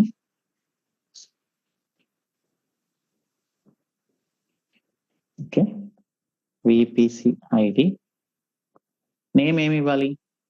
ఇప్పుడు ప్రాజెక్ట్ లో ఎన్ని కాంపోనెంట్స్ ఉన్నా MySQL ఉన్నా బ్యాక్ ఎండ్ ఉన్నా ఫ్రంట్ ఎండ్ ఉన్నా ప్రాజెక్ట్ నేమ్ అనేది ఎప్పుడు ఫిక్స్డే కదా. ఎక్స్పెన్స్ అనేది ఎన్విరాన్మెంట్ నేమ్ అనేది కూడా ఫిక్స్డే కదా. సో ప్రతి ప్రాజెక్ట్ లో వీళ్ళు అదే వేరియబుల్స్ యూజ్ చేస్తారు. ఓకే. సో ఇప్పుడు నేను జనరల్ గా దీన్ని కూడా వేరియబుల్ లో పెట్టేస్తాను. var.project name var.environment. ఓకే, ఇది మీ ఇష్టం, అది అట్లా ఉంచుకోవచ్చు. సో ఈ వేరియబుల్స్ లో ఇప్పుడు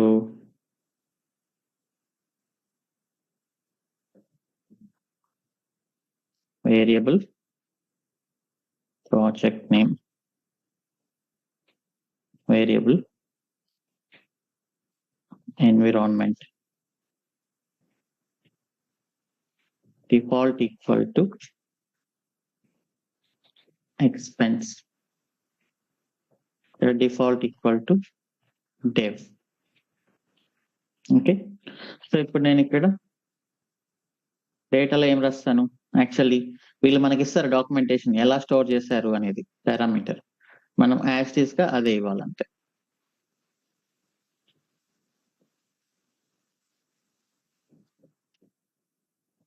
var.project name మనది కూడా సేమే. ఇది ఏ వేరియబుల్ అయితే ఆ వేరియబుల్ నేమ్. ఎన్విరాన్మెంట్ సేమే. ఇలా నేను రిఫర్ చేస్తున్నాను. రిఫర్ చేసినప్పుడు ఇక్కడ ఎట్లా వస్తుంది నాకు? Data dot okay AWS SSM parameter dot VPC ID dot value. Okay, ఇలా వస్తుంది. మనం ఒకసారి టెస్ట్ చేసి చూద్దాం.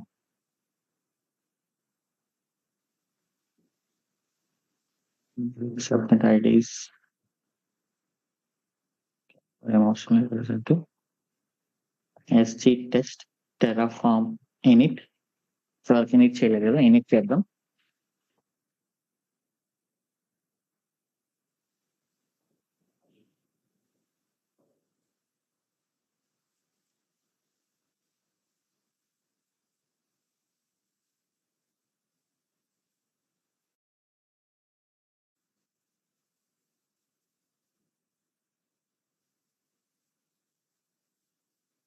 మీరు ఈ వీక్ కావాలంటే 1 or 2 days లీవ్ పెట్టుకోండి ఆఫీస్‌లో. సో, నేను చెప్పాను కదా! స్టార్టింగ్‌లోనే లీవ్ పెట్టుకోవాల్సి వస్తదని మీకు ఎప్పుడైనా టఫ్ అనిపించినప్పుడు, అప్పుడు ప్రాక్టీస్ చేయండి. సో, టఫ్‌గా ఫీల్ అవ్వడం స్టార్ట్ చేయొద్దు. అంటే మీరు ఫస్ట్ టైమ్ నేర్చుకునేటప్పుడు ఏదైనా టఫ్‌గానే ఉంటుంది. బట్ మల్టిపుల్ టైమ్స్ ప్రాక్టీస్ చేస్తే ఆటోమేటిక్‌గా మనకు క్లారిటీ వస్తుంది.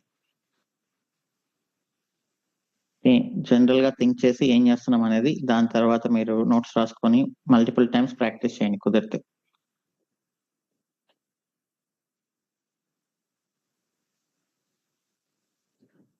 Now Terraform plan.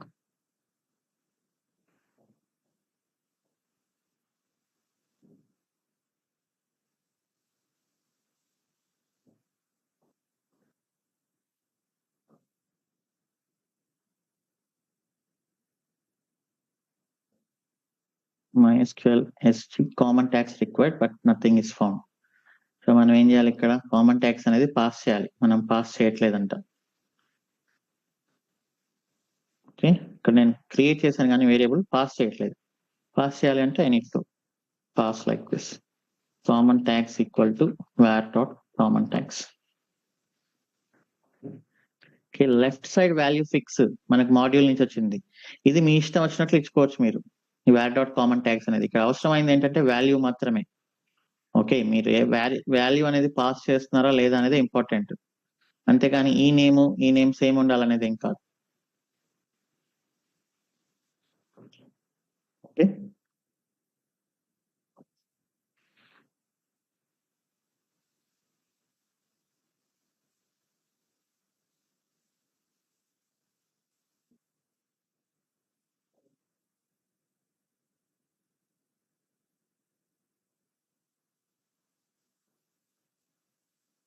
Now we'll apply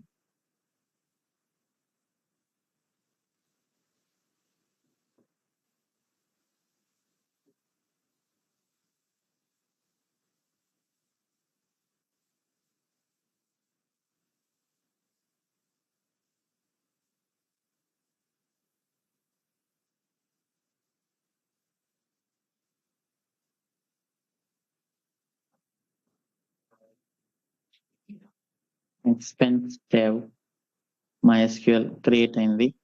దీని లోపల చూస్తే మీకు అవుట్బౌండ్ రూల్స్ వచ్చేస్తున్నాయి. అండ్ దెన్ ట్యాగ్స్ కూడా వచ్చేస్తున్నాయి. ఓకే. ఇప్పుడు ఎస్జీ రెస్పాన్సిబిలిటీ ఏంటి? మీ ఐడిని ఇక్కడ స్టోర్ చేయాలి. ఇది ఐడిని స్టోర్ చేస్తేనే నెక్స్ట్ EC2 ఇన్స్టెన్స్ మనం క్రియేట్ చేయగలం. ఓకే. సో, ఇప్పుడు ఎస్జీ టీమ్ సెక్యూరిటీ గ్రూప్స్ ని హ్యాండిల్ చేసే టీం ఎవరైతే ఉన్నారో వాళ్ళు ఖచ్చితంగా పారామీటర్స్ ని అక్కడికి పుష్ చేయాలన్నమాట.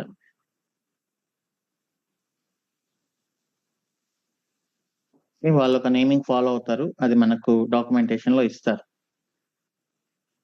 MySQL SG_ID. Okay. Module dot SG dot ఇప్పుడు ఇది మాడ్యూల్ డాట్ ఎస్జీ డాట్ తీసుకోవాలి అంటే మన మాడ్యూల్ డెవలప్మెంట్ ఎక్కడైతే ఉందో వాళ్ళు ఖచ్చితంగా అవుట్పుట్స్ అనేది పాస్ చేయాలి. Right. Output SG_ID value equal to AWS_ security group dot main dot. So, చూద్దాం అది ఏంటో రిసోర్స్ డెఫినేషన్ లో చూడాలి.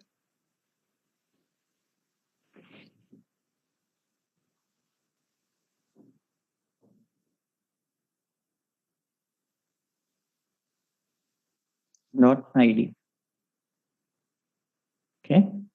సో, ఇప్పుడు ఈ మాడ్యూల్ మనకు ఎక్స్పోజ్ చేస్తే ఐడిని మనం దాన్ని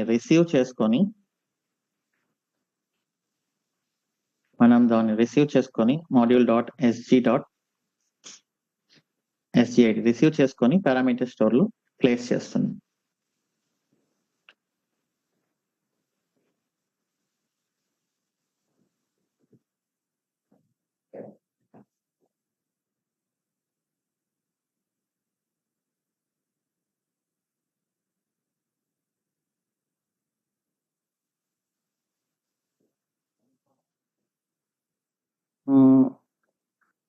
ఓకే, మాడ్యూల్ నేమ్ నేను ఏమి ఇచ్చాను ఇక్కడ, MySQL_SG అని ఇచ్చాను. So it should be MySQL_SG.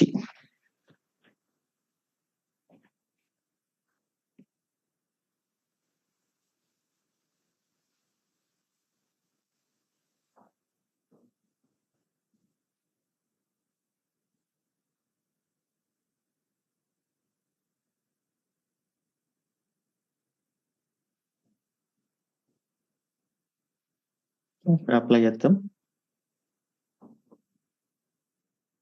So next ఈ సెక్యూరిటీ గ్రూప్ తో ఎవరికైతే అవసరం ఉందో వాళ్ళు ఇది రిఫర్ చేసుకుంటారు అనమాట. అదే నేమ్ ఇస్తే వాళ్ళకి వచ్చేస్తుంది.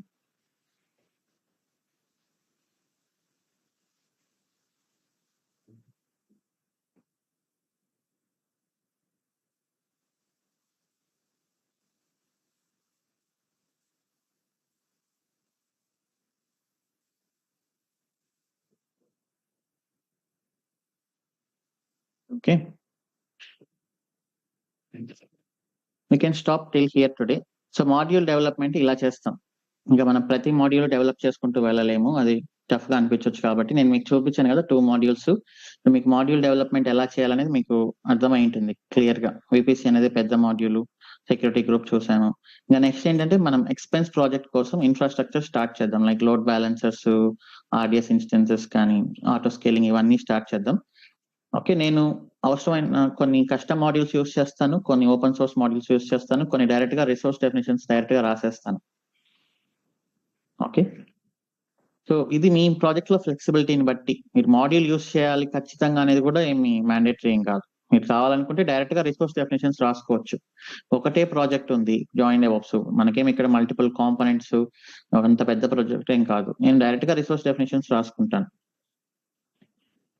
పెద్ద ప్రాజెక్ట్ అయినప్పుడు then you have to consider multiple components ఉంటే ఓపెన్ సోర్స్ మాడ్యూల్స్ యూస్ చేయాలా, కస్టమ్ మాడ్యూల్స్ యూస్ చేయాలనేది థింక్ చేసుకొని డిసైడ్ అయ్యి అప్పుడు you can.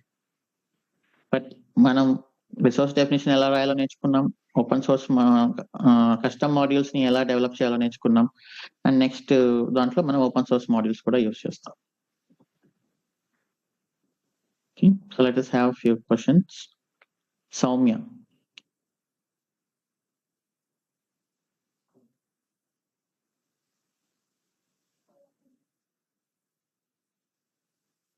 Soumya, you can unmute. Ashok.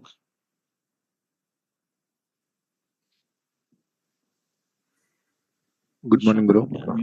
Yeah good morning bro. ఇప్పుడు చెప్పారు కదా మీరు, మనకి ఆర్గనైజేషన్ లో సెపరేట్ మాడ్యూల్ డెవలపర్ సెపరేట్ ఉంటారు, అంటే ఇది ఏ గ్రూప్ కా గ్రూప్ సెపరేట్ ఉంటాయి అన్నారు కదా.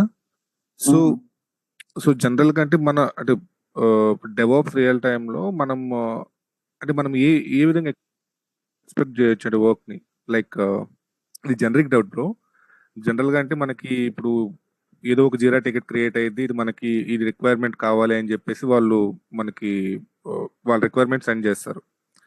సో ఇప్పుడు మనకి ఏ గ్రూప్ కా గ్రూప్ సెపరేట్ అయినప్పుడు మనం what sort of work we can expect?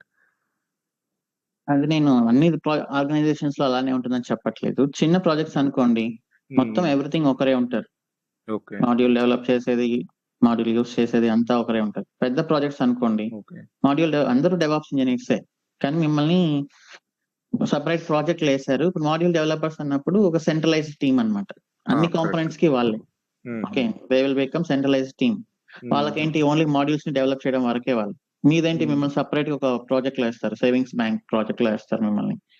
So మీరు ఆ సేవింగ్స్ బ్యాంక్ కావాల్సినవన్నీ మీరు క్రియేట్ చేయాలి ఆ మాడ్యూల్స్ యూస్ చేసుకొని. ఓకే,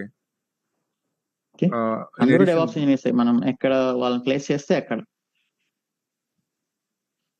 చెప్పండి. In addition to that same question bro, like ఇప్పుడు మనం జనరల్ గా జీరా గానీ ఏడిఓ గానీ యూస్ చేస్తాం కదా మన వర్క్ ట్రాక్ చేయడానికి.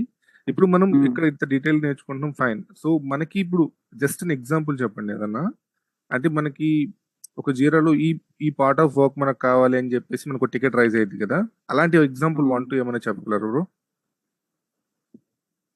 ఇప్పుడు విపిసి అనేది వన్ టైం సెటప్. మీరు ఏ ప్రాజెక్ట్ లోకి వెళ్ళినా అది ముందుగానే వచ్చేసి ఉంటుంది. ఏమైనా రిక్వైర్మెంట్ కావాలి అనుకోండి, ఇప్పుడు MySQL సెక్యూరిటీ గ్రూప్స్ ఉన్నాయి, మీరు కొత్తగా ఒక ఇన్స్టెన్స్ ని స్టార్ట్ చేయబోతున్నారు. దానికోసం ఏమేమి కావాలి అనేది మీరు సెక్యూరిటీ గ్రూప్స్ క్రియేట్ చేయాలి. దానికి ఎలాంటి ఫైర్ వాల్స్ కావాలనేది మీరు థింక్ చేసి డిసైడ్ అవ్వాలి. ఫైర్ వాల్ చేయడం అనేది అంత ఈజీ కాదు కదా. మనకు రిక్వెస్ట్లు ఎక్కడి నుంచి వస్తాయి, మన దాని నుంచి ఎక్కడ ట్రాఫిక్ ఎలా వస్తుంది, ట్రాఫిక్ మన నుంచి ఎక్కడికి పోతుంది అనేది మీరు డిస్కస్ చేసుకొని సెక్యూరిటీ గ్రూప్ క్రియేట్ చేసి యాడ్ చేయాల్సి వస్తుంది. కొన్ని ఫైర్ వాల్స్ చేంజెస్ ఉంటాయి ఎప్పుడైనా. అలా ప్రతి చిన్నది ఒక టికెటే, ఒక చిన్న చేంజ్ అయినా కూడా టికెటే అనమాట. మనం చేసే చేంజ్ అనేది ప్రతిదీ ప్రొడక్షన్ పోతుందిగా, ఓన్లీ డెవలప్మెంట్ లో చేసుకుంటూ ఉండం కదా. ప్రొడక్షన్ లోకి వెళ్ళే ఒక చిన్న ఎక్స్ట్రా స్పేస్ కూడా ఒక చేంజ్ అది. ఓకే, ఇప్పుడు మీ డిస్కషన్ అన్నారు కదా, అది డిస్కషన్ అంటే ఆర్కిటెక్ట్ తో అంటున్నారా లేదా డైరెక్ట్? టీమ్ స్ట్రక్చర్ ని బట్టి ఉంటుంది, స్పెసిఫిక్ గా ఏమి ఉండదు. ప్రతి ప్రాజెక్ట్ లో టీమ్ స్ట్రక్చర్ ని బట్టి ఉంటుంది. ఆర్కిటెక్చర్ లెవెల్ కి వెళ్ళాలి అనుకుంటే వెళ్తుంది డిస్కషన్. ఫైర్ వాల్స్ అన్ని ఆర్కిటెక్చర్ వరకు వెళ్ళవలేండి. పెద్దది ఏదైనా చేంజెస్ వచ్చినప్పుడు ఆర్కిటెక్చర్ నుంచి వస్తాయి. చిన్న చేంజెస్ అయినప్పుడు విత్ ఇన్ యువర్ టీమ్ మీరే డిసైడ్ అయిపోతారు. ప్రియారిటీ అనేది ఉంటుంది కదా, ప్రియారిటీని బట్టి. సరే సరే, okay, thank you.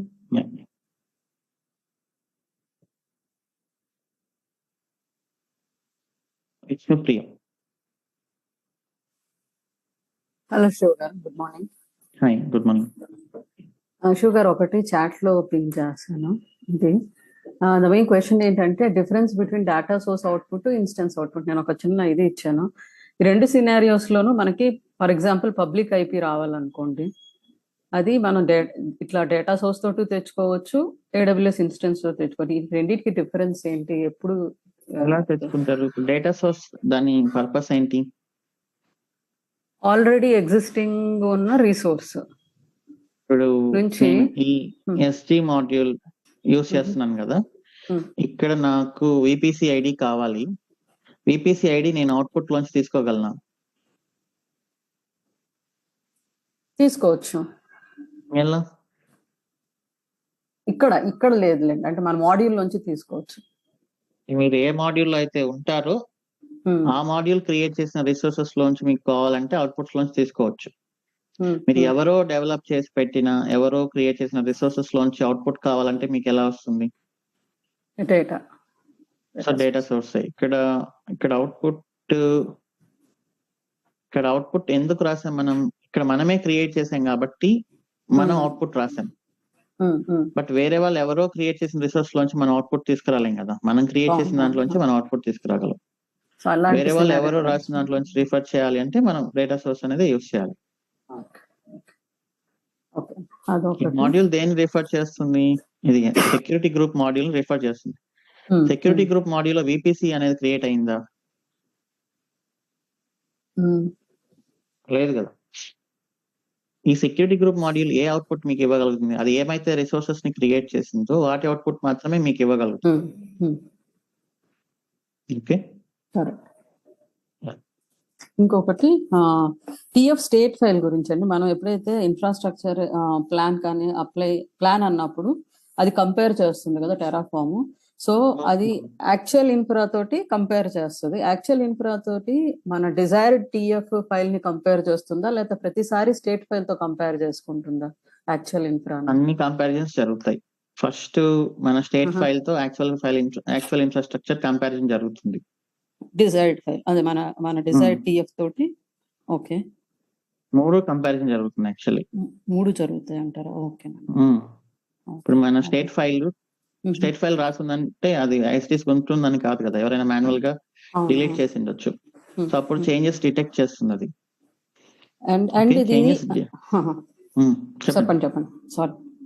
Changes detect చేసి ఒకవేళ మీరు ఏం చేస్తారు, ఎవరైనా EC2 ని డిలీట్ చేయాలి. మీరు యాక్చువల్లీ ఒక EC2 ని డిలీట్ చేయాలనుకున్నారు.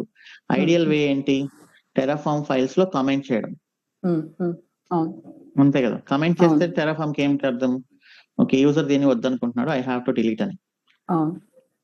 సో అప్పుడు ఇది కూడా అడుగుతారు ఇంటర్వ్యూస్ లో.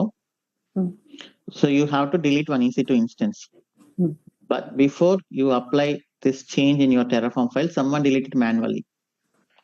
అప్పుడు మీరు ఎలా హ్యాండిల్ చేస్తారని దాన్ని అడుగుతారు. సో అప్పుడు మీరు ఏం చేస్తారు?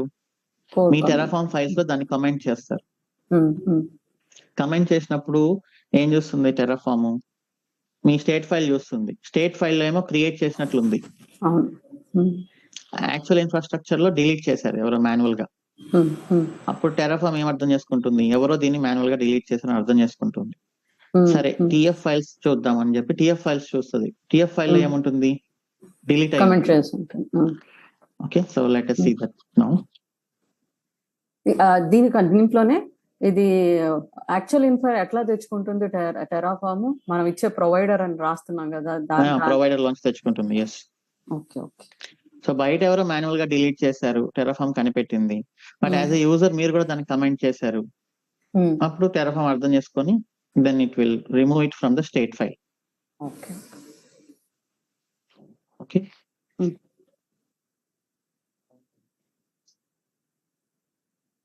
So let us see that. ఇప్పుడు నేను ఈ ఎక్స్పెన్స్ డేవ్ MySQL డిలీట్ చేస్తున్నా మాన్యువల్ గా కన్సోల్ మాన్యువల్ గా. డిలీట్ అయిపోయింది, అదేం వేరే EC2 కి అటాచ్ చేయలేదు కాబట్టి. సో ఇప్పుడు నేను SG టెస్ట్ లోకి వెళ్తే టెరాఫామ్ ప్లాన్ చేస్తే అది ఐడెంటిఫై చేస్తుంది.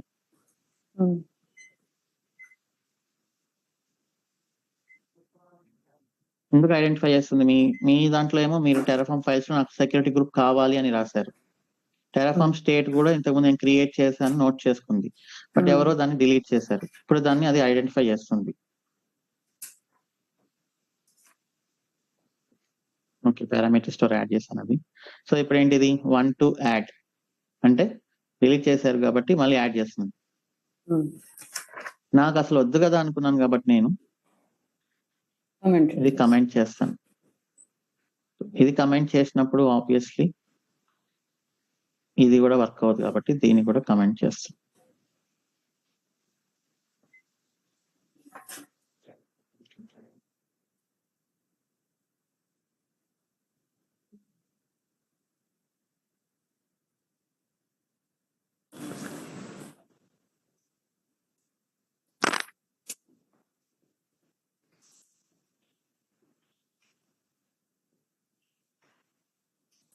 ఓకే, అసలు రాలేదు చూడండి, సెక్యూరిటీ గ్రూప్ గురించే రాలేదు.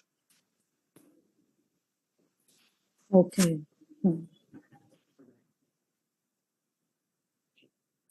నేను ఇప్పుడు మొత్తం ఇన్ఫ్రాస్ట్రక్చర్ డెస్ట్రాయ్ చేయాలంటే ఫస్ట్ సెక్యూరిటీ గ్రూప్ డెస్ట్రాయ్ చేసి and I need to destroy VPC also.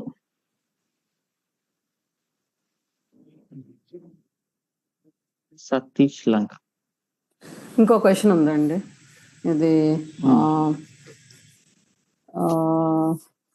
ఇది విపిసి అన్నారు కదా, మనకి peering, VPC peering real time scenarios అంటే ఎప్పుడైనా మనకి మెయిన్ గా వచ్చేది ఎక్కడ అంటారు? డిఆర్ ఎన్విరాన్మెంట్స్ లాగా ఉన్నప్పుడా, లేకపోతే సేమ్ అకౌంట్ లో అయితే విపిసి పేరింగ్. Okay okay. ఇంకోటి ఇది S3 బకెట్, అదే S3 బకెట్స్ లో రెప్లికేషన్ అనే కాన్సెప్ట్ ఉంది. అది అన్న తర్వాత ఎప్పుడైనా చెప్పగలుగుతారు? S3 సిరీస్ అని ఒకటి స్టార్ట్ చేశాను. పార్ట్ 1 ఒకటి చేశాను.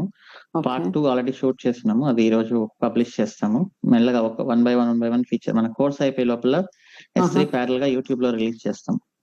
దాంట్లో టెరాఫామ్ స్టేట్ ఫైల్ ని ఎలా సెక్యూర్ గా ఉంచాలనేది కూడా నేను దాంట్లో ఒక యూస్ కేస్ లాగా కవర్ చేస్తాను. సో అందులో ఇది కూడా కవర్ చేస్తారా, రెప్లికేషన్ కాన్సెప్ట్? ఎస్, రెప్లికేషన్ అనేది కూడా ఇంపార్టెంట్, ఎందుకంటే అది కాపీ కదా. అవును, అంటే ఇది నేను డిఆర్ చేసినప్పుడు యూజ్ చేశాక నాకు అంతగా అర్థం కాలేదు అప్పుడు. సో రెప్లికేషన్ అంటే ఏం లేదు. ఇప్పుడు మీరు ఒక ఇంపార్టెంట్ ఫైల్ ఏం చేస్తారు? మీ ఫొటోస్ ఉన్నాయనుకోండి, పర్సనల్ గా ఇంపార్టెంట్ ఫొటోస్, వాటిని మల్టిపుల్ కాపీస్ పెట్టుకుంటారు కదా. అవును. ఒక దాంట్లో డెస్ట్రాయ్ అని, ఇంకో దాంట్లో డిఆర్ అనేది ఏంటి? Disaster recovery. మల్టిపుల్ కాపీస్ పెట్టుకుంటే బకెట్ ఒకటి డిలీట్ అయింది అనుకోండి, ఒక రీజియన్ లో ప్రాబ్లం వచ్చింది, you cannot access that bucket. అప్పుడు ఏం చేస్తారు? వేరే రీజియన్ లోంచి మీరు దాన్ని కాన్ఫిగర్ చేస్తారు అనమాట. అంటే బకెట్ లో ఏ చిన్న చేంజ్ జరిగినా వేరే బకెట్ లో కదా ఆటోమేటిక్ గా రెప్లికేట్ అవుతుంది. మీరు కొత్త ఆబ్జెక్ట్ యాడ్ చేసినా డిలీట్ చేసినా అట్లా. సో అది ఆ రెప్లికేషన్ అనేది ఓన్లీ S3కే కదా? అంటే మిగతావన్నీ మనం ఇప్పుడు వెస్ట్ రీజన్ ఉంది, ఈస్ట్ రీజన్ ఉంది, మనం డేటాబేసెస్ కొన్ని రెప్లికేషన్ అనేది ఒక కాన్సెప్ట్. దాన్ని ఎన్ని సర్వీసెస్ కావాలనుకుంటే అన్ని సర్వీసెస్ కి ఇంప్లిమెంట్ చేయొచ్చు. AWS చాలా వాటికి ఇంప్లిమెంట్ చేసి ఉంటుంది, డేటాబేస్ కి ఇంప్లిమెంట్ చేసి ఉంటుంది, డేటా స్టోర్ అయ్యే ప్రతి దానికి ఇంప్లిమెంట్ చేసి ఉంటుంది. అది ఇంకోటి జనరల్ క్వశ్చన్ అండి. ఇది డెవాప్స్ ఇంజనీర్ గా మనకి అంటే నేను ప్రీవియస్ ఆర్గనైజేషన్ లో వర్క్ చేసినప్పుడు నాది ఎక్కువ Terraform. I was not specified as a DevOps engineer, application developer గానే నేను చేశాను ఇవి. జనరల్ గా డెవాప్స్ ఇంజనీర్ కి ఈ టెరాఫామ్ ఇన్ఫ్రాస్ట్రక్చర్ క్రియేషన్ కూడా ఉంటుందంటారా? ఐ మీన్ అది చెప్పలేమని, అది ప్రాజెక్ట్ బట్టి. కొన్ని ప్రాజెక్ట్స్ లో క్లౌడ్ అనేది ఉండదు, అప్పుడు వాళ్ళు టెరాఫామ్ ఎక్కడి నుంచి చేస్తారు. కొన్ని ప్రాజెక్ట్స్ లో క్లౌడ్ ఉంటుంది కానీ టెరాఫామ్ మీద వర్క్ ఉండకపోవచ్చు. బట్ దిస్ ఇన్ఫ్రాస్ట్రక్చర్ క్రియేషన్ అనేది డెవాప్స్ ఇంజనీర్ యొక్క రోలే. అదే చెప్తున్నా, ఇప్పుడు కొన్ని ప్రాజెక్ట్స్ లో క్లౌడ్ సపరేట్ టీమ్ ఉంటుంది, వాళ్ళే క్లౌడ్ టెరాఫామ్ హ్యాండిల్ చేస్తారు. డెవాప్స్ వాళ్ళు ఓన్లీ పైప్ లైన్స్ చూస్తారు. సో ఒక స్పెసిఫిక్ గా అనేది ఉండదు, మనం దేనికైనా రెడీగా ఉండాలి కాబట్టి వీఆర్ లెర్నింగ్ ఎవ్రీథింగ్. సో మనం we can keep as AWS cloud engineer come DevOps engineer. మీరు ఇప్పుడు దేనికైనా అప్లై చేసుకోవచ్చు. మీరు AWS క్లౌడ్ ఇంజనీర్ కి అప్లై చేసుకోండి. ఒకవేళ AWS క్లౌడ్ ఇంజనీర్ పొజిషన్ ఉంది, టెరాఫామ్ అడుగుతారు, AWS సర్వీసెస్ అడుగుతారు, అవన్నీ మనం నేర్చుకుంటున్నాము. షెల్ స్క్రిప్టింగ్ వచ్చు, పైథాన్ నేర్చుకుంటాము. ఒకవేళ ఓన్లీ డెవాప్స్ అడిగారు, డెవాప్స్ మనం పైప్ లైన్స్ నేర్చుకుంటున్నాం, షెల్ స్క్రిప్టింగ్, యాంసిబుల్, ఇంకా మానిటరింగ్, CI/CD, డాకర్, క్యూబర్నెటిస్ ఇవన్నీ నేర్చుకుంటున్నాం. అది సెట్ అవుతాం. డెవాప్స్ AWS రెండు యూస్ చేస్తున్నారు, దానికి సెట్ అవుతాం. SRE రోల్ ఉంది, దానికి సెట్ అవుతాం. సో మనం ఒకే పొజిషన్ ని టార్గెట్ చేయకుండా we're learning mostly everything. Okay, ఇది జాబ్ పోర్టల్లో మీరు ఓపెన్ ఉందన్నారు కదా, ఇప్పుడు మనం అప్డేట్ చేస్తే రెజ్యూమ్ అది ఫ్లోటింగ్ ఉంటుంది అంటారా, లేకపోతే జాబ్ పోర్టల్ అనేది మీరు ఇక్కడ డైలీ సెర్చ్ చేసుకుని అప్లై చేసుకోవాలి, అలర్ట్స్ కూడా క్రియేట్ చేసుకోవచ్చు. Okay okay. సో ఇప్పుడు we can go head and do that అంటారా? కోర్స్ మిడిల్ లో ఉన్నాం కదా, కాల్స్ లాంటివి. అది మీ ఇష్టం అండి, అది. ఓకే అంటారా? ఓకేనండి. సో ఇవే క్వశ్చన్స్ ఉన్నాయి. Thank you. కెనడాలో ఒక ప్రొఫైల్ యాడ్ చేస్తాం చూడండి, అదే రెఫరెన్స్. శ్రీకాంత్ రెడ్డి. వినిపిస్తుందా? వినిపిస్తుంది. యా, ఒక స్మాల్ డౌట్ అన్న. ఇప్పుడు మనం ఇవన్నీ డిఫరెంట్ ఫోల్డర్స్ క్రియేట్ చేసి చేస్తున్నాం కదన్నా. సో ఇప్పుడు నేను నిన్న క్రియేట్ చేసిన VPC మాడ్యూల్ దాంట్లోనే నేను ఈ సెక్యూరిటీ గ్రూప్స్ అనే సపరేట్ రిసోర్స్ ఇచ్చి చేస్తానన్నా. సో దానికి నేను ఇప్పుడు provider.tf లో S3 బకెట్ ఇస్తున్నాను కదన్నా ఒకటి.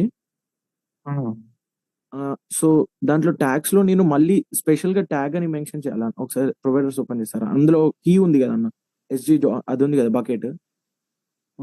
మీ ఇష్టం, ఇది ఏదైనా ఇవ్వండి. మీరు కీ మీరు ఏది ఇస్తే అది స్టోర్ అవుతుంది. ఓకే, నేను 3 ఇస్తున్నాను కదా, నేను మళ్ళీ దానికి సపరేట్ అట్లా ఏం అవసరం లేదు, జస్ట్ కామా పెట్టేసి మళ్ళీ నేను అందులో VPC అవన్నీ అట్లా ఏం కాదు. ఓకే, ఇప్పుడు నేను ఇక్కడ ప్రొవైడర్ లో VPC ఇచ్చాను, బట్ VPC లోపల సబ్నెట్స్ ఉన్నాయి, క్లౌడ్ టేబుల్స్ ఉన్నాయి, అట్లంతా ఉన్నాయి కదా. మీరు ఇక్కడ ఎంత ఇన్ఫ్రా అయినా క్రియేట్ చేసుకోండి, ఈ కీతో ఆ ఫైల్ అదంతా సేవ్ అవుతుంది స్టేట్. మీరు కావాలనుకుంటే ఇక్కడే మీరు sg.tf అని పెట్టుకొని మళ్ళీ సెక్యూరిటీ గ్రూప్ కూడా క్రియేట్ చేసుకోండి, నో ప్రాబ్లం. ఓకే, అప్పుడు అది ఆ కీలోనే ఉంటుంది మొత్తం ఇన్ఫ్రా అనేది. మీరు మొత్తం ఎవ్రీథింగ్ ఒకే ఫోల్డర్ లో పెట్టుకోండి, నథింగ్ విల్ హ్యాపెన్. కానీ మెయింటెనెన్స్ కి ప్రాబ్లం అవుతుందని ఇది మనం ఎప్పుడైనా సపరేట్ ఫోల్డర్స్ క్రియేట్ చేసుకుంటూ ఉంటాం. కొంచెం క్రియేట్ చేస్తే కొంచెం ఒక క్లారిటీ వస్తుంది కదా అని, అంతే. ఇది చిన్న ప్రాజెక్ట్స్ అయితే చిన్న ఇన్ఫ్రాస్ట్రక్చర్ అనుకోండి, డిఫరెంట్ రెపోస్ అవసరం లేదు. పెద్ద ఇన్ఫ్రాస్ట్రక్చర్ అనుకోండి, డిఫరెంట్ టీమ్స్ ఉంటాయి, వాళ్ళ ఇష్టం వచ్చినట్టు వాళ్ళు హ్యాండిల్ చేసుకుంటారు అనమాట దాన్ని. ఓకే ఓకే ఓకే అన్న. అండ్ మీకు ఒకటి చాట్ లో పెట్టానన్న, మేనేజ్డ్ ప్రిఫిక్స్ లిస్ట్ అంటే ఏంటన్నా? VPC దాంట్లో మేనేజ్డ్ ప్రిఫిక్స్ లిస్ట్ ఏంటది? Managed prefix list AWS VPC దాంట్లో చూపించింది అన్న సైడ్ లో, అది ఏంటి వాళ్ళు ఏమో ఉన్నాయి, అవి ఏంటో కూడా అర్థం కాలేదు, అందుకనే అడుగుదాం. మేనేజ్డ్ ప్రిఫిక్స్ లిస్ట్ అనేది ఇదేదో జనరల్ వర్డ్ లా ఉంది తప్ప స్పెసిఫిక్ గా ఏం లేదే. ఒకసారి AWS కన్సోల్ ఓపెన్ చేయండి. చెప్పు. అందులో VPC సెక్షన్ లో కింద మేనేజ్డ్ ప్రిఫిక్స్ ఈ ఎలాస్టిక్ ఐపీస్ కింద ఒకటి ఉంది చూడండి అన్న. ఓకే, అది ఏంటన్నా?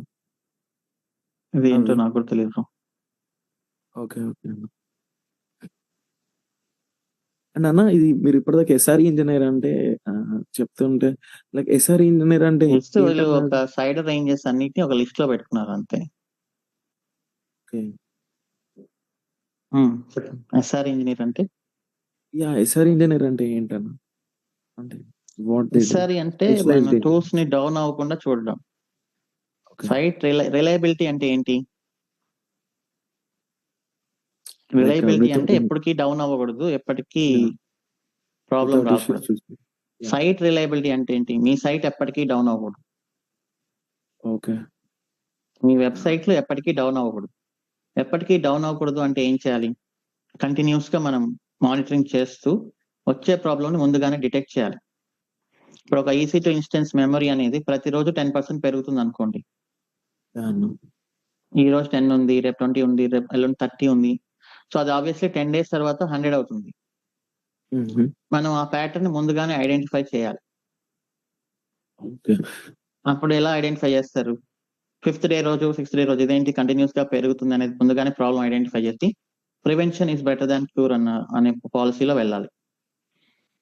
వచ్చే ప్రాబ్లమ్ ని బయట కస్టమర్స్ రిపోర్ట్ చేయకముందు ఐడెంటిఫై చేయడం. యాహ్! అండ్ అన్న ఇప్పుడు మీరు జాబ్ పోర్టల్ పెట్టారు కదా! దాంట్లో యూఎస్ఏకి సంబంధించినవి ఉన్నాయా అన్న? ఉన్నాయి.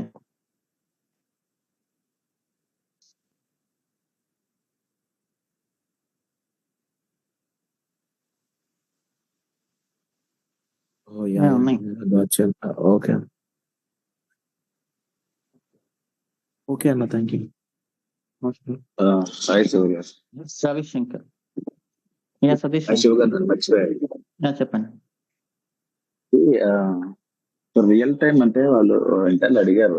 ఎట్లా అంటే సపోజ్ SD బకెట్స్ ఒక 20 ఉన్నాయి అనుకోండి. సో దాంట్లో ఒక 5 డిలీట్ చేయాలనుకుంటే మిగతా 15 ఉండాలి. 5 డిలీట్ చేయాలంటే ఎలా చేస్తామని అడిగారు అన్నమాట.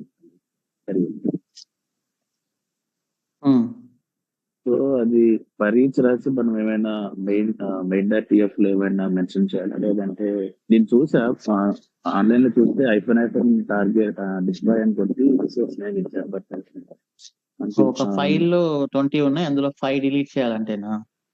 5 డిలీట్ చేయాలి. టార్గెట్ అనే ఆప్షన్ ఉంది. బట్ టార్గెట్ అనే ఆప్షన్ అంత ఫ్రీక్వెంట్ గా యూజ్ చేయం మనం. వాళ్ళు వస్తే ఇంటర్వ్యూ పర్పస్ కోసం అడుగుతున్నారు తప్ప మీరు పర్టికులర్ రిసోర్స్ ని టార్గెట్ చేయొచ్చు.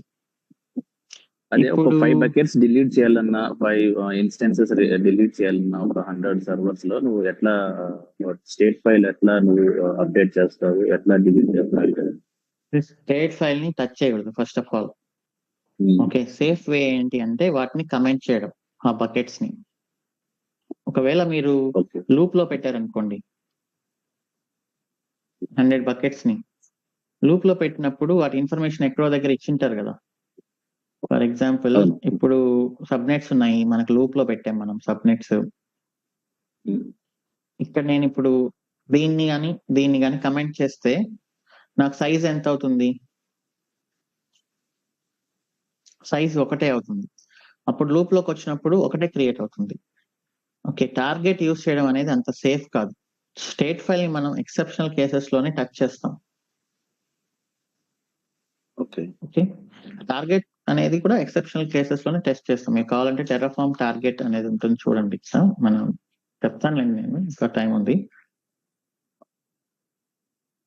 ఇక్కడ వీళ్ళు ఒక వార్నింగ్ లాగా ఇచ్చింటారు.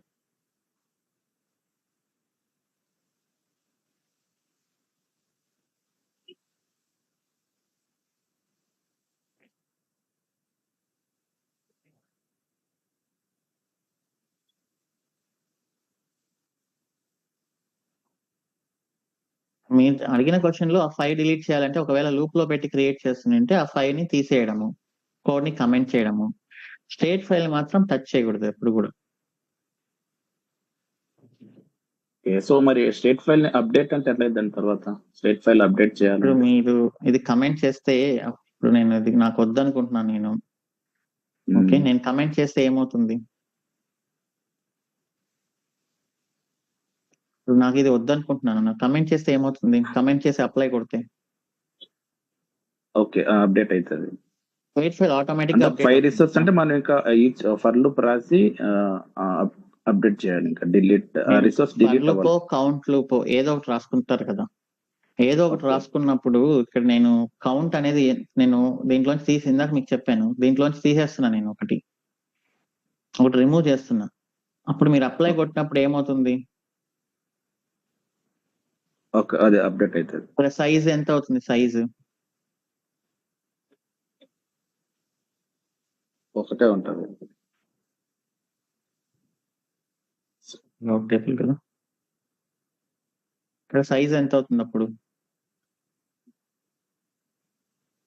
ఒకటి అవుతుంది, ఒకటే కదా. నేను ఒకటి తీసేస్తే అవును. ఇప్పుడు మీరు అంతే. ఏదైతే కమెంట్ చేసారో, ఏదైతే రిమూవ్ చేశారో అది ఆటోమేటిక్ గా డిలీట్ అయిపోతుంది. స్టేట్ ఫైల్ ని ఎప్పుడు కూడా టచ్ చేయకూడదు, అది ఓన్లీ ఎక్సెప్షనల్ కేసెస్ లో మాత్రమే టచ్ చేయాలి, కరప్ట్ అయిపోయినప్పుడు మాత్రమే. Okay. ఓకే, ఇది మన ఒకవేళ సీక్రెట్స్ చెప్పండి. ఒకవేళ టెర్రాఫామ్ కి మీరు ఆప్షన్ ఇవ్వకుండా మీరే చేయాలి అనుకున్నప్పుడు మీరు ఇక్కడ కమెంట్ చేసి స్టేట్ ఫైల్ లోకి వెళ్ళి ఏదైతే ఉందో మీరు కమెంట్ చేసిన రిసోర్స్ దాన్ని రిమూవ్ చేయాలి. Okay, so let me tell you. First thing manual గా హ్యాండిల్ చేయాలి అంటే, సో మీరే థింక్ చేయండి, 5 బకెట్స్ మీరు డిలీట్ చేశారు కన్సోల్. ఓకే, కన్సోల్ డిలీట్ చేసినప్పుడు ఏమవుతుంది, స్టేట్ ఫైల్ లో చూపిస్తుంది అది. మీరు నెక్స్ట్ ఏం చేయాలి, comment Terraform code and remove the resources from state file. So ఇప్పుడు మీరు టెర్రాఫామ్ అప్లై రన్ చేస్తారు కదా, టెర్రాఫామ్ ప్లాన్, అప్పుడు అదేం చూపిస్తుంది అంటే టెర్రాఫామ్ నో చేంజెస్ అని చూపిస్తుంది. ఎందుకంటే స్టేట్ ఫైల్లో లేదు, స్టేట్ ఫైల్లో లేదు అండ్ కన్సోల్లో కూడా లేదు. అర్థమవుతుందని చెప్పేది? అవును. సో ఈ 3 ప్లేసెస్ లోంచి మీరు మాన్యువల్ గా జాగ్రత్తగా తీసేయాలి. టెర్రాఫామ్ అసలు ఎలాంటి కంప్లైంట్ చేయకూడదు. అంటే టెర్రాఫామ్ కి ఏంటి, ఒక ఇల్యూజన్ క్రియేట్ చేస్తున్నారు, అసలు నేను బకెట్లే క్రియేట్ చేయలేదు అనే ఇల్యూజన్ క్రియేట్ చేస్తున్నారు మీరు. అర్థమైందా నేను చెప్పింది కంప్లీట్ గా? ఇంటర్వ్యూర్ అర్థమైంది. అడిగిన ఉద్దేశం ఏంటి అంటే, అసలు టెర్రాఫామ్ అనేది ఎలాంటి చేంజ్ చూపించకూడదు, ఎలాంటి చేంజెస్ అనేది చూపించకూడదు. అంటే మీరు టెర్రాఫామ్ కి ఒక ఇల్యూజన్ క్రియేట్ చేయాలి, అసలు నువ్వు బకెట్లే క్రియేట్ చేయలేదు అన్నట్టు. అలాంటి ఇల్యూజన్ క్రియేట్ చేయాలి అంటే ఇది 3 ప్లేసెస్ లో కంపేర్ చేసుకుంటుంది, actual infrastructure, code, state file. ఆ 3 ప్లేసెస్ లోంచి మీరు జాగ్రత్తగా దాన్ని తీసేయాలి. ఓకే. Okay, okay. అదే యా అర్థమైంది. Okay. Ravishankar. Hi Shiva, good morning. Hi, good morning. నాకు చిన్న రిక్వెస్ట్, విఎంలో మీరు ఏవైతే సెక్యూరిటీ గ్రూప్స్ అని చాలా అన్ని క్రియేట్ చేస్తున్నాం కదా, ఒకసారి విఎం ఒకసారి ఓపెన్ చేస్తారు. VM రన్ చేయలేదు ఆ, దాంట్లో. ఇది కాదు మనం కోడ్స్ రాస్తున్నాం కదా VM. ఓకే, దీంట్లో మీరు ఏవైతే ఇంతకుముందు టెర్రాఫామ్ AW సెక్యూరిటీ గ్రూప్ అని రాసి దాంట్లో కొన్ని క్రియేట్ చేశారు ఆల్రెడీ, ఇది లోకల్ ఫైల్స్ కానీ అవుట్పుట్స్ అని వేరియబుల్స్ అని. మళ్ళీ ఇక్కడ నుంచి మళ్ళీ వెళ్ళి AWS లో మళ్ళీ కొన్ని క్రియేట్ చేశారు. ఇక్కడ కొంత రాస్తున్నారు, అక్కడ కొంత రాస్తున్నారు. అంటే ఇక్కడ అట్లా కొన్ని, ఏం అక్కడ రాయట్లేదు. కొన్ని. ఇక్కడ మీరు కావాలనుకుంటే వాల్యూస్ ని ఇట్లానే ఇచ్చుకోవచ్చు, ఓకే అది మీ ఇష్టం యాజ్ ఎ యూజర్. ఓకే ఎందుకంటే మీకు నీట్ గా ఉండాలి అని నేను దీని గురించి ఆల్రెడీ క్లారిఫై ఇచ్చాను సెషన్ లో. ఓకే ఇప్పుడు మీరు ఇలా ఇచ్చుకోవచ్చు. ఇప్పుడు టెర్రాఫామ్ డెవలప్ చేసేది వేరే, టెర్రాఫామ్ యూజ్ చేసేది వేరే అనుకోండి.